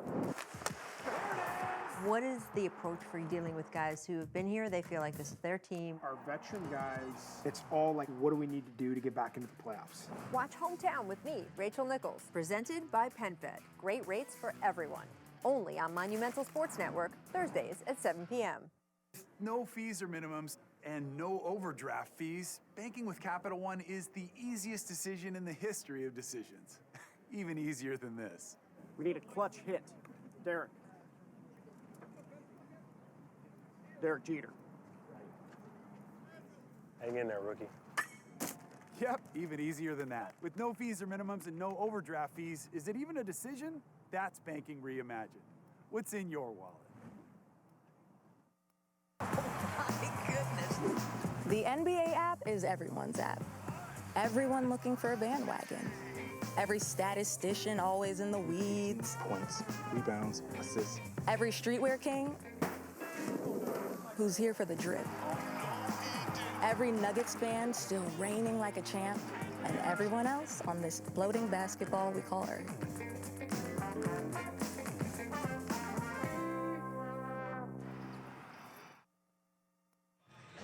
It is the popular Capital City Sips Series, and it returns this season.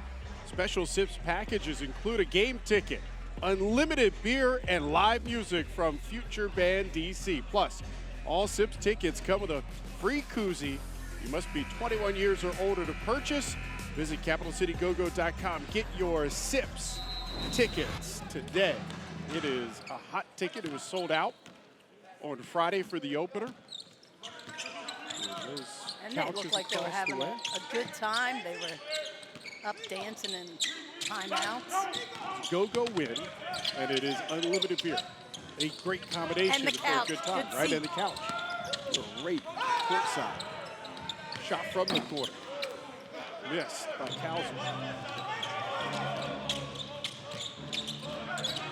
So how do the GOGOs get back in it here in the fourth, D?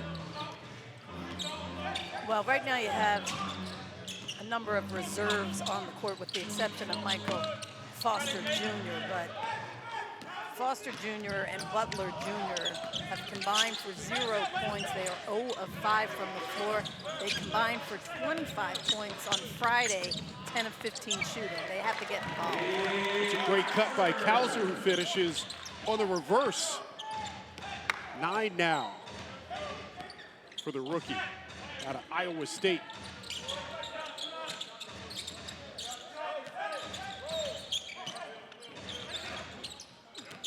Browderidge, 3.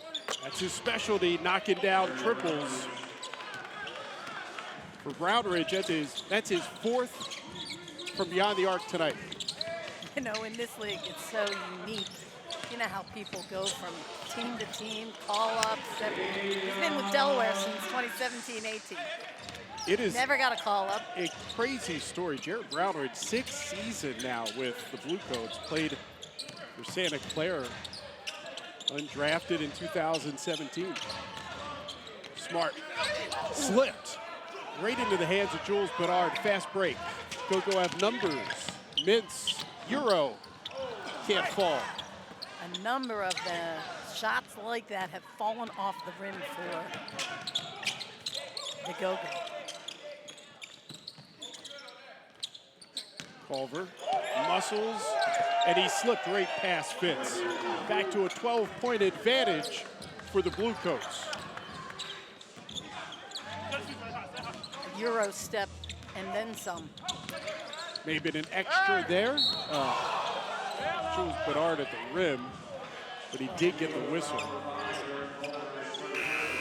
GOGO now attacking the paint, trying to get this inside. That was a great cut. Yeah, great cut, great baseline by Kauser. Nice feed. And then there you see Mintz with the scoop shot. Little finger roll for Davion Mintz.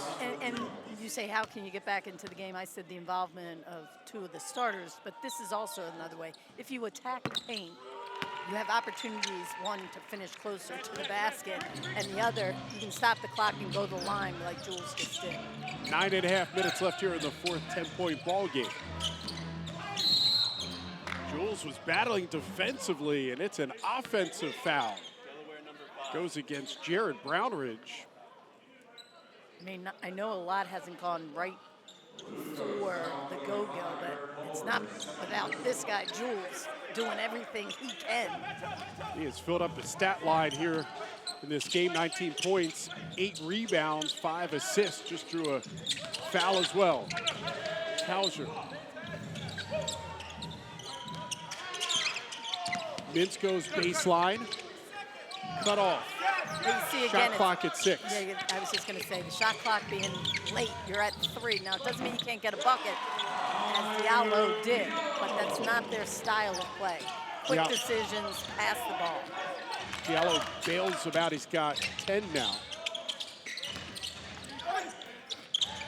Good defense from behind, and they'll call it a jump ball. I don't mind the jump ball. I was going to say that is not a foul. D heard the whistle. And I was Immediate a little, thought is, right, that it's a foul, especially from behind, but that was clean. I could see the play, but the ref had me blocked out as to what he was calling. Nice. Just look at him sandwich him.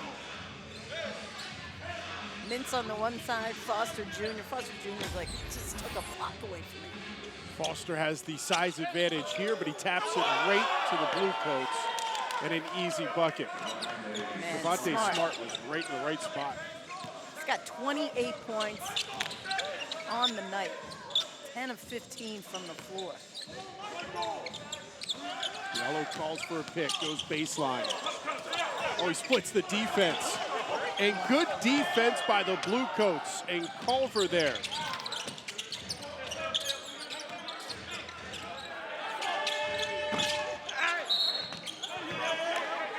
On the floor, I think it's going to go against the Go-Go because they're resetting, and Diallo has got words for Culver, and Culver's got words for Diallo. Well, I believe we have a challenge by Cody Topper on that play. So we'll see. What did you see there? Dee, there were 3 Go-Go under the basket. There were. It was a what I call a bang-bang play, so I can't wait to see it again also. Talked about. I mean, it was whistled against as a foul against the Go-Go. Cody Topper was so quick to use the challenge that in my... All right, here's another look at it. Off the miss. All right, so you see this part, but I need to see underneath the basket. The body's already flying. Diallo gets a piece of Culver, like a piece of his arm as they spun around, but that was, I don't think that was the foul. Tap. Yeah. Let's see. All right, so there's the ball going up. Just watched underneath there. See, just kind of. No, I think it's more Foster's flying in, but he gets it when the other guys are all falling to the ground. Did Culver initiate flying through the air? This might be the best look at it. Floor level. I mean, they hold hands after the ball's gone. There's nothing in terms of grabbing the arm to keep him from getting the ball. Did it look That's like my opinion. a good box out from Gabe Kauser underneath? To initiate everything else we saw, though, it started with a good box. And then the guy Kauser had a duck because the guy was coming over his back. Our referees are looking at the replays. Our lead official is Isaac Barnett. Ian McClenny and Shalisa Painter also over there. In there, so there's Kauser. The whole time you can't see Kauser from that angle, right? But he's the one with the box out. And to me, the rest, the others are not involved in any part of that. So a stoppage here on the court, 10-point ball game, 8 minutes, 13 seconds left here in the fourth quarter. And so The lead official is number 18 there in Isaac Barnett, so he's already looked at the replays, discussing it now with the rest of the staff. After review, all the boys have been upgraded to a flagrant foul penalty 1. We're going to resume play with 1 free throw for 2 points. It is a personal foul and a team foul. Full reset on the shot clock and resume play side out. Wow. I got to see that. Where is the... Is that on him grabbing the arm? I think it was the arm as he's falling down, which they find to be dangerous. I'm looking. Culver's going to shoot a foul shot here. There's the box out. So he's going to say that. It's that. That right there. Yes. Wow. Incidental contact, but I said it they were does holding look dangerous as they go down, right? And you could tell Diallo walked right over to make sure he was okay, right? Put his hand on his back there. Right, but because he was in the air and he was being boxed out, to me, it was not the holding of the arm that took him to the ground. I thought it was him losing control of him going up in the air. So it's a team foul and a personal foul against Diallo. Culver missed the foul shot while we were looking at the replay. Bluecoats with a possession, and Council cashes in. 102-89. And Cody was the one who wanted to challenge it. So I'm thinking he thought the same thing as me. Incidental contact, the guy didn't take him to the ground. And instead he gets penalized harsher because it was a regular foul. That is tough. As Diallo finishes, he's got 12. That you initiate a challenge and then end up getting a flagrant one against one of your players. That happened the other night in the Golden State game. They reviewed something and ended up giving Draymond Green a technical on a previous play. Called him on a flagrant when they were reviewing something else. And he ended up getting tossed because he had 2 technicals, right? 12 three-pointers now for the Delaware Bluecoats, who have opened this lead back up. Couser connects. Well, that was so time. 105-94.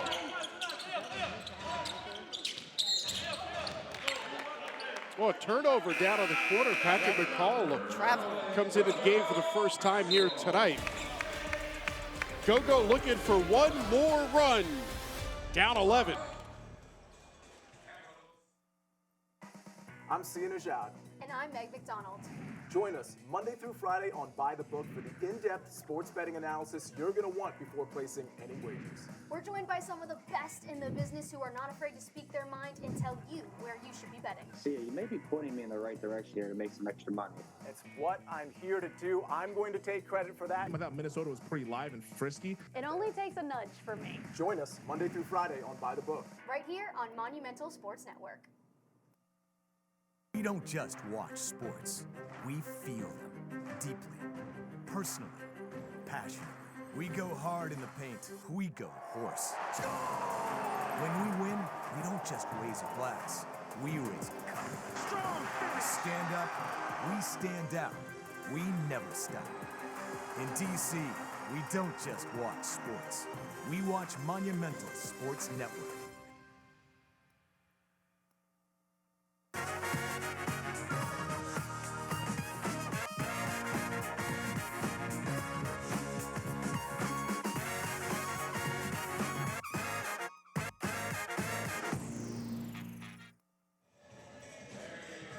Let's take a look at the GOGO's upcoming schedule. It is brought to you by Ticketmaster on Wednesday. A rematch right here at the Entertainment and Sports Arena. And check out the tip time, 11:30 a.m. Get here early.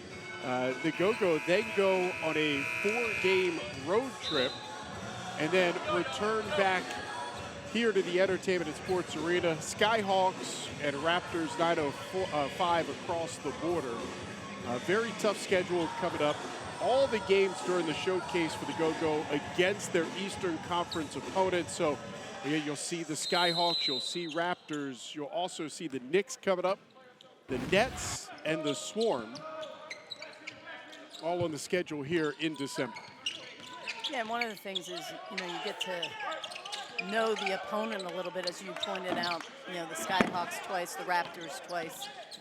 We found last year really tough to sweep a team in back-to-back games, and there are a lot of back-to-backs during the season. This will be the first back-to-back for the Go-Go. Jules had his hand in there, and it'll go Go-Go basketball. Just an outstanding defensive play. Almost like a defensive back. He knows the cut's coming. He's got his hand up. Exactly.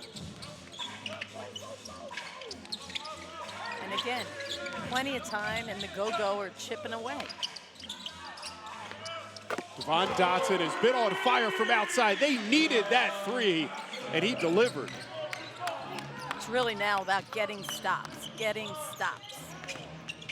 Leads down to 8. Smith in and out. Bernard pushing.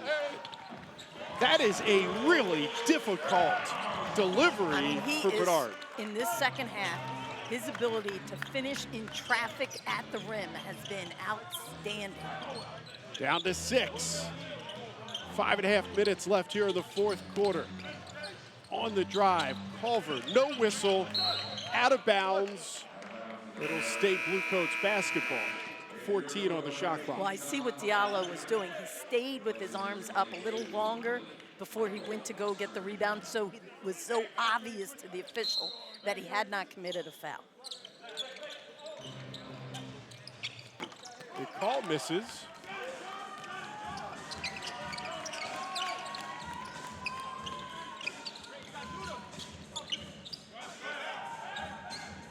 Bernard, no good on the triple. 105-99 coming into the final 5 minutes here of the fourth quarter. Capital City Go-Go and the defending G League champion Delaware Bluecoats. Foul's going to go against Kauser. Gabe Kauser picks up his third. Fitz is coming back in. Kauser will go to the bench. Yeah, they.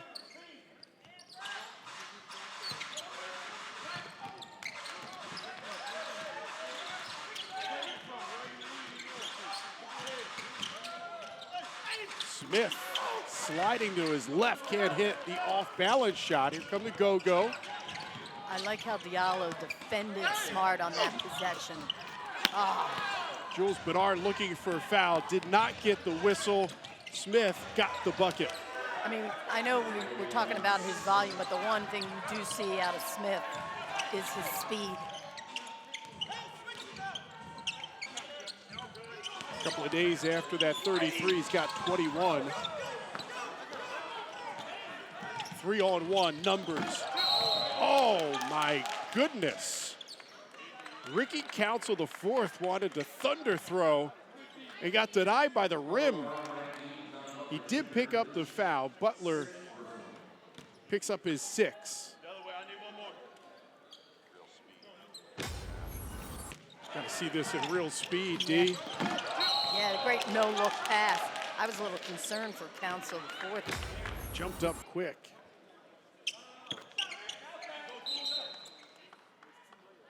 So John Butler Jr. comes out, picking up his 6th foul. Michael Foster Jr. back in. John Butler Jr. Good job, by the way, by Shalisa Painter, the referee, because Michael Foster just ran right over to inbound the ball, and she made sure the scorers knew. 8-point ball game, stretch run coming up, final 4 minutes of the fourth.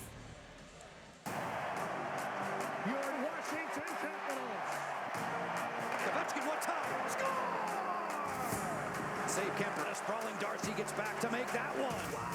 The biggest hits. Big hit delivered. Played onto a basket. The biggest goals. The biggest memories. The game's on Monumental Sports Network.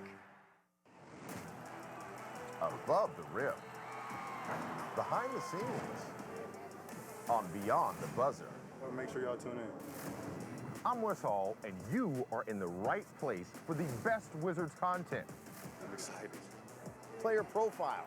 Let me explain. In-depth interviews. I'd say I'm a hooper. And exclusive insider access. Ready to rock. Beyond the Buzzer, weekdays at 4:30 p.m. on Monumental Sports Network.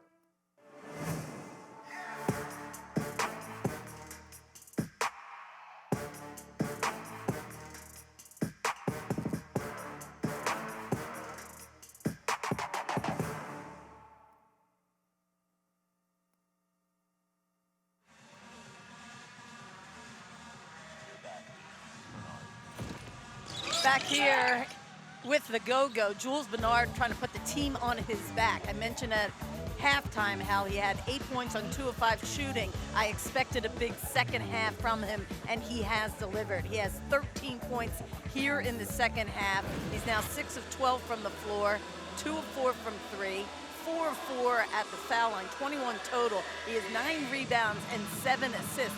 Keep in mind, on Friday night, he had 19 of his 30 in the second half as well. Jules Bernard really seems to fit Cody Toppert's offense, the system. He really is aggressive to the rim, but also very patient, but puts up the threes when he's open. He just kind of is fitting into this philosophy rather nicely. And 6 of his 9 rebounds have come in the second half. Keep in mind he had the 10 rebounds in Friday night's game to be one of 2 of them that had the double-double. Obviously, Diallo was the other with 28 and 10.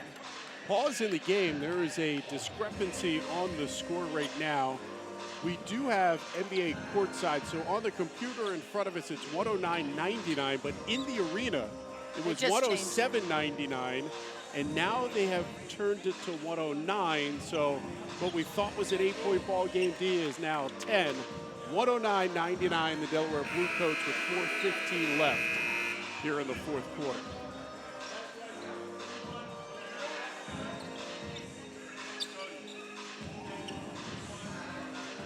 Amadou Diallo here with 12 on 6 of 14. I'm sure he'd like to get those foul shots back in the first half. He was 0 for 3 for the foul line. Does have 4 rebounds, 2 assists, a block, and 2 steals. A little bit of everything here tonight from Diallo. Yeah, Cody's wanting to know, how did it go from 8-point differential to 10 during a timeout? He would like a greater explanation. He's talking to the scorers table as well, because the referees kind of ran right past him. That was an air ball for Dot, 109.99. Final 4 minutes of the fourth quarter. Smith drives, floater, no good. Fitz brings it down. Diallo cut off with a double team. And Jules draws the foul. I think it's going to go against Ricky Council, the 4th.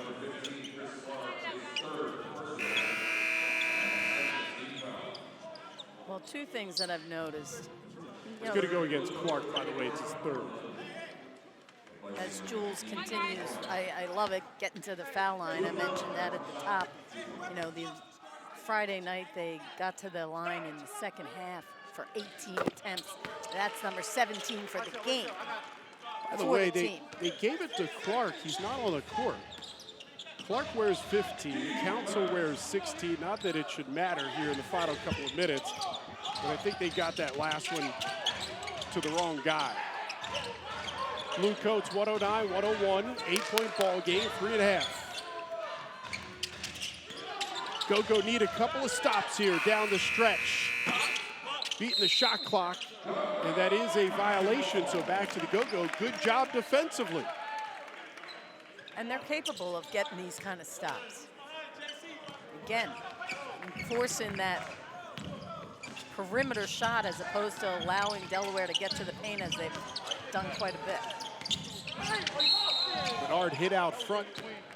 It's on the floor. 3rd team foul against Delaware. Still a couple away from shooting. Oh, it will be a... Yeah, I mean, the 3-point thought he was going into the motion and taking a shot. The three-point shooting for the GOGO is 43%. I mean, that's a good number. They were hurt by their turnovers thus far.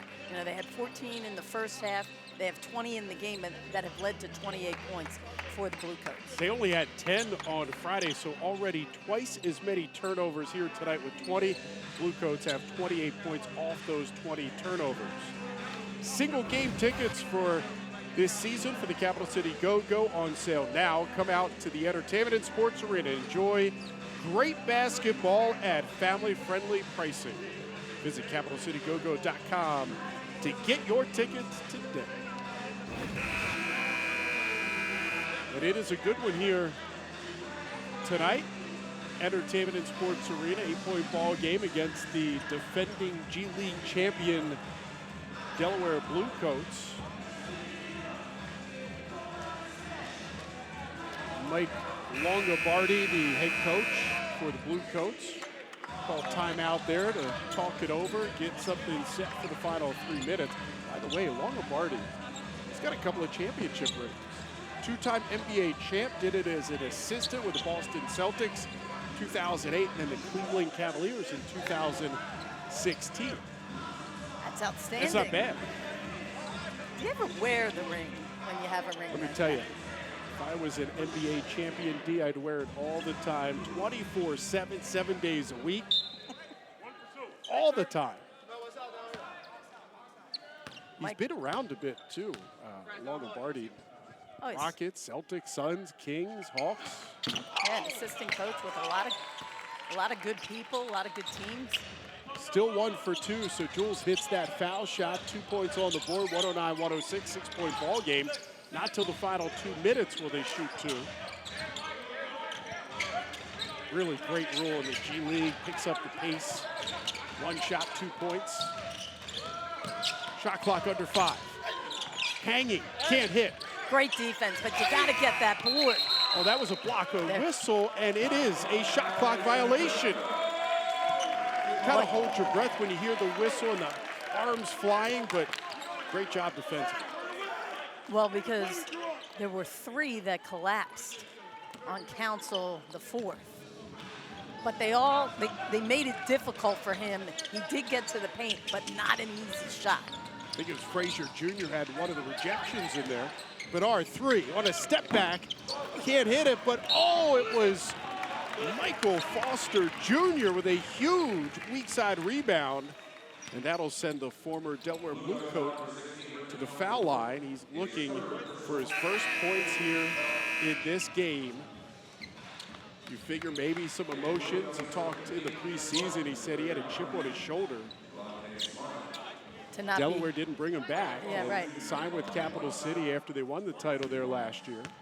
He had a good year, too. 15 points a ball game. He also talked about how good he was defensively. Well, he's one of the top 5 shot blockers in the G League last year. That's part of it. And in the regular season, he was part of a good Delaware defense.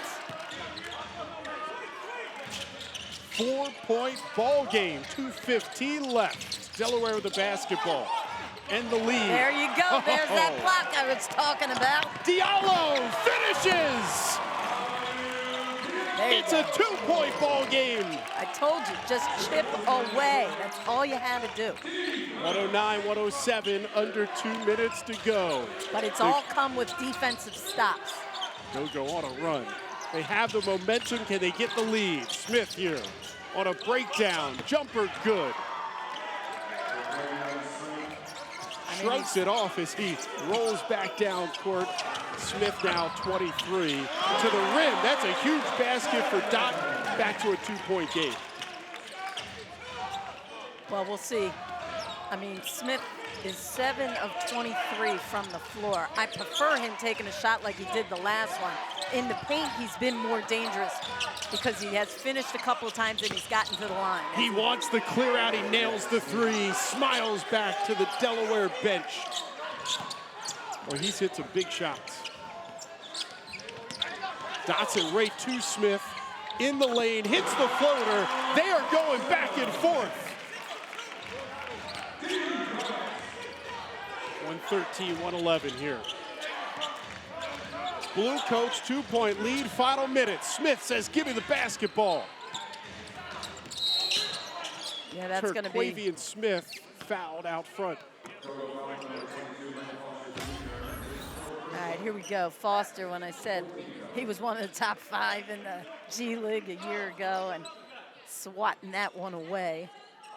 And Dotson, just money when you need it, especially after you see Smith, you know, kind of celebrating his last bucket, thinking, I did a lot of damage to you.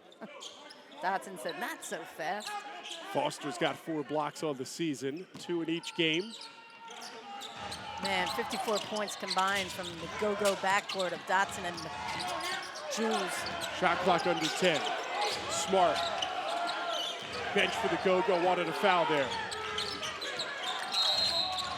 And a reach in. It's on the floor. It's going to be 5 team fouls for the go-go.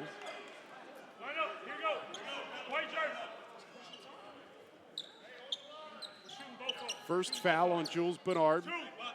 He's got 25 points. Dotson's got 29 for the go-go.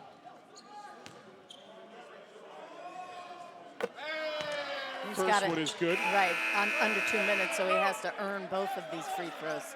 And the other thing is, Smith, who made the 2 outside shots, neither of them were a 3, because I thought the last one was, but that is why it was still a 2-point game when Dot got to the paint and connected on the little floater. Ricky Council hits both, now with 19. So 115-111, 4-point ball game, 45 seconds left here at the Entertainment and Sports Arena. Need a quick bucket, also need a couple of stops here in the last 45. Well, when you say quick, I mean, you have 46 seconds, so you want a good shot. You can move the ball a little bit. They don't want to be late in the shot clock anyhow. And Dotson, he'll be running the show, but if they need him to be the guy who takes the shot, he'll be ready for that as well. So Devon Dotson tonight, he has been awesome. 10 of 17 from the field. He's knocked down 4 threes, perfect from the line. 29 he has delivered. Yes, indeed. And I'm just watching the different types of shots. He shot the 3-ball well to the tune of 4 of 7. But overall, 10 of 17. He also has 6 rebounds to go with his 29 points. And his assists are fewer today because he's had to make buckets for them because they've had, you know, guys who have struggled, in particular Foster Jr. and John Butler Jr. not being able to get many shots up. So you said they're not really to panic, right? You're thinking about extending the game versus maybe getting into the shot clock a little longer. Yeah, like if you get a bucket in the first 10 seconds here, right? You're still going to get it back again. And a probably a couple stop. of times. Right. Here's Bernard, top of the key. He's going to drive. Kicks it out. Dotson wide open. 3, can't hit it. And I think, no, it's going to go back to Delaware. It looked like for a second, like maybe. He touched it, yeah.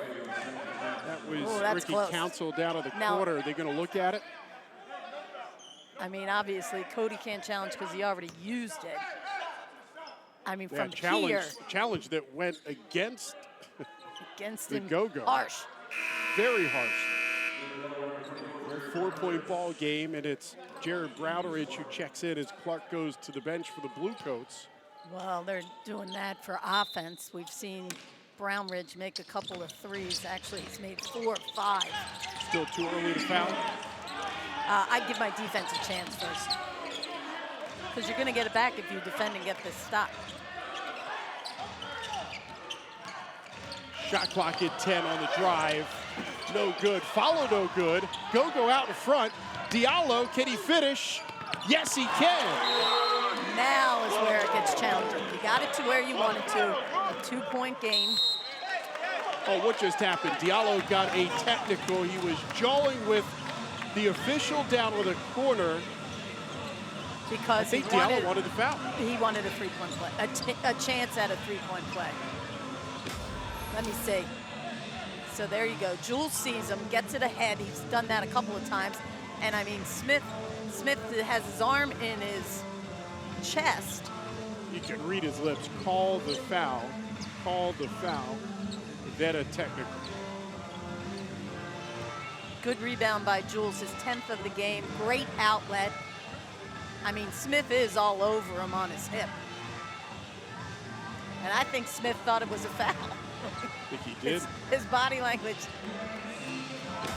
Devon Dotson jumped in, tried to save it, but it was too late. And I see the referee had heard enough and a technical foul called against Diallo. I see what Diallo's point is, though. There was contact there. It's a 2-point game. That would have been an opportunity to make it a 1-point game. You get a stop, then you have an opportunity to actually win the game. So 15 seconds left on the clock. And obviously that's with the assumption that this free throw is made. Jared Browderidge is going to step to the foul line. 4 for 5 from 3, but this is his first trip to the charity stripe tonight. Connects. 116-113. Delaware with the basketball, so GOGO need a stop. And a 3.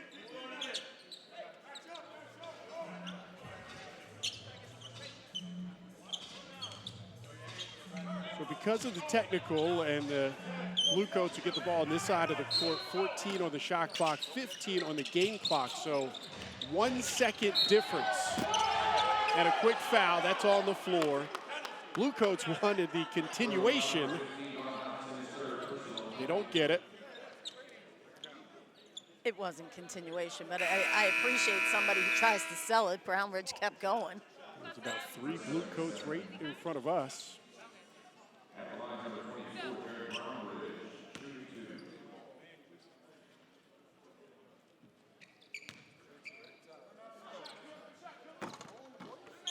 Rattles her out and falls, so Browderidge extends the Bluecoats lead to 4.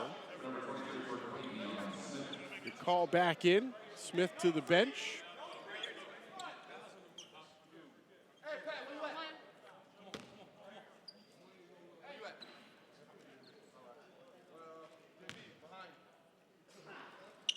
And Jared Browderidge, the veteran, knocks down both timeout head coach Cody Toppert. So it's a 5-point ball game, 13.2 left. Can I say now they need a quick basket and a stop? Yes. Yeah. Well, the T did change things at that point, unfortunately, for the GOGO. A great defensive play out in front. Hamidou Diallo gets the bucket on a really tough finish, doesn't get the foul called. He yells at the official, gets the technical, and the Delaware Bluecoats get that bucket, get the ball back, get fouled a couple more, and extend here to 5. Yeah, that's one of those, if you were running away saying, call the foul, as you're running away, but the stare down doesn't help.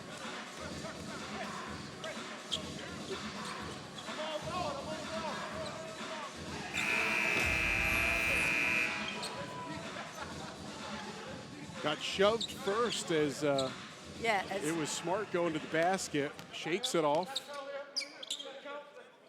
Could have been a little frustration too from maybe the other side maybe that's part of of what his call the foul before. Now I don't think he wanted to take away the breakaway. Knocked away. It'll stay with Capital City. About a second came off the game clock. Shot clock is off.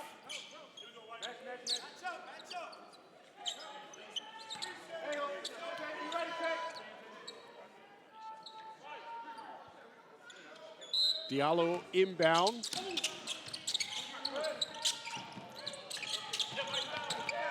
Gives it back. Diallo, 3. Got it. Good for him. No timeouts left for the GOGO. Yeah, it's just where you have the one where you can't huddle and you can advance the ball.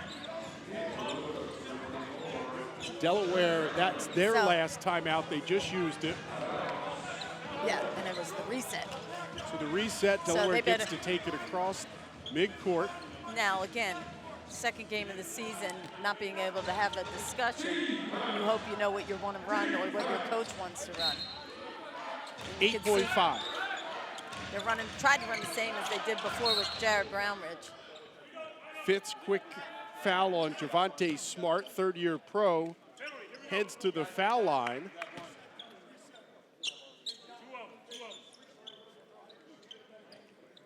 And, you know, Smart's had such a good night shooting the ball, 11 of 20 from the floor. He's made all 3 of his free throw attempts. First one is good, so here's the big one with 7.1. 3-point ball game. GOGO need a miss. Need to get it down court quick. And try to tie it with a 3. Delaware at the line tonight, 19 of 22. Now that'll be 10 of 23. Great night from the foul line for the Delaware Bluecoats, especially here in the fourth quarter. Some really big foul shots. Well, especially in the final 2 minutes when you had to earn the second one as well. 20 of 23 from the charity stripe for the Bluecoats, 87%.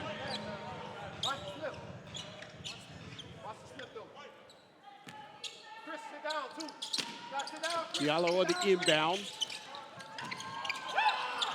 Gives it to Foster. He's going to have to put it up. Hesitates, shoots, no good. Clock's going to run out. And the Delaware Bluecoats are going to come into D.C. and grab a win. 120-116 is the final score. D, the GOGO shot the ball a lot better in the second half. This thing went right down to the wire. What positives do you take from this tough loss? Yeah, you shot the ball well again from 3. Okay, not 47%, but you did make a lot of threes. You got great play out of your backcourt in Jules Bernard and Dotson. And really, you were hurt by your turnovers. I mean, I know, you know, that's what dug your initial hole, and you end up with 20 for the game. So the GOGO fall to 1-1. Next up, it's an early start on Wednesday, 11:30 tip-off. The GOGO and the Bluecoats, they'll run it back.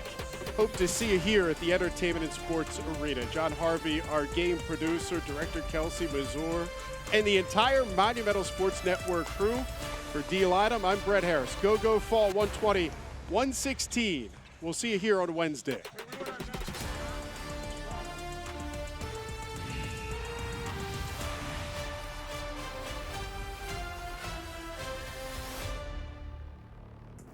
Boom. Boom. On this season of Hometown. You know what they say about rosé? Rosé all day. Thank you. Born and raised in the D.C. area, my hometown teams are your hometown teams. Did you know you're the youngest coach in the NHL? No matter where I've lived, this is my hometown. So good. We're going behind the scenes with the biggest names in D.C. sports and entertainment. No comment. This is Hometown with me, Rachel Nichols. Brought to you by PenFed. Great rates for everyone. Capitals fans, get ready. Yes! Caps Red Line is back. Oh, yeah! I'm Alexa Landestoy, and we're celebrating the best of Washington Capitals hockey. Wow. From player interviews, in-depth features, Nice one. and exclusive behind-the-scenes footage. Nailed it. Caps Red Line every weekday at 5 p.m. on Monumental Sports Network. In D.C., we don't just watch sports. We feel them deeply, personally, passionately. We go hard in the paint. We go horse. When we win, we don't just raise a glass. We raise a cup. We don't climb light posts. We climb steps. In D.C., we don't just watch sports. We witness moments that bring us together as friends, as family, as a community. We go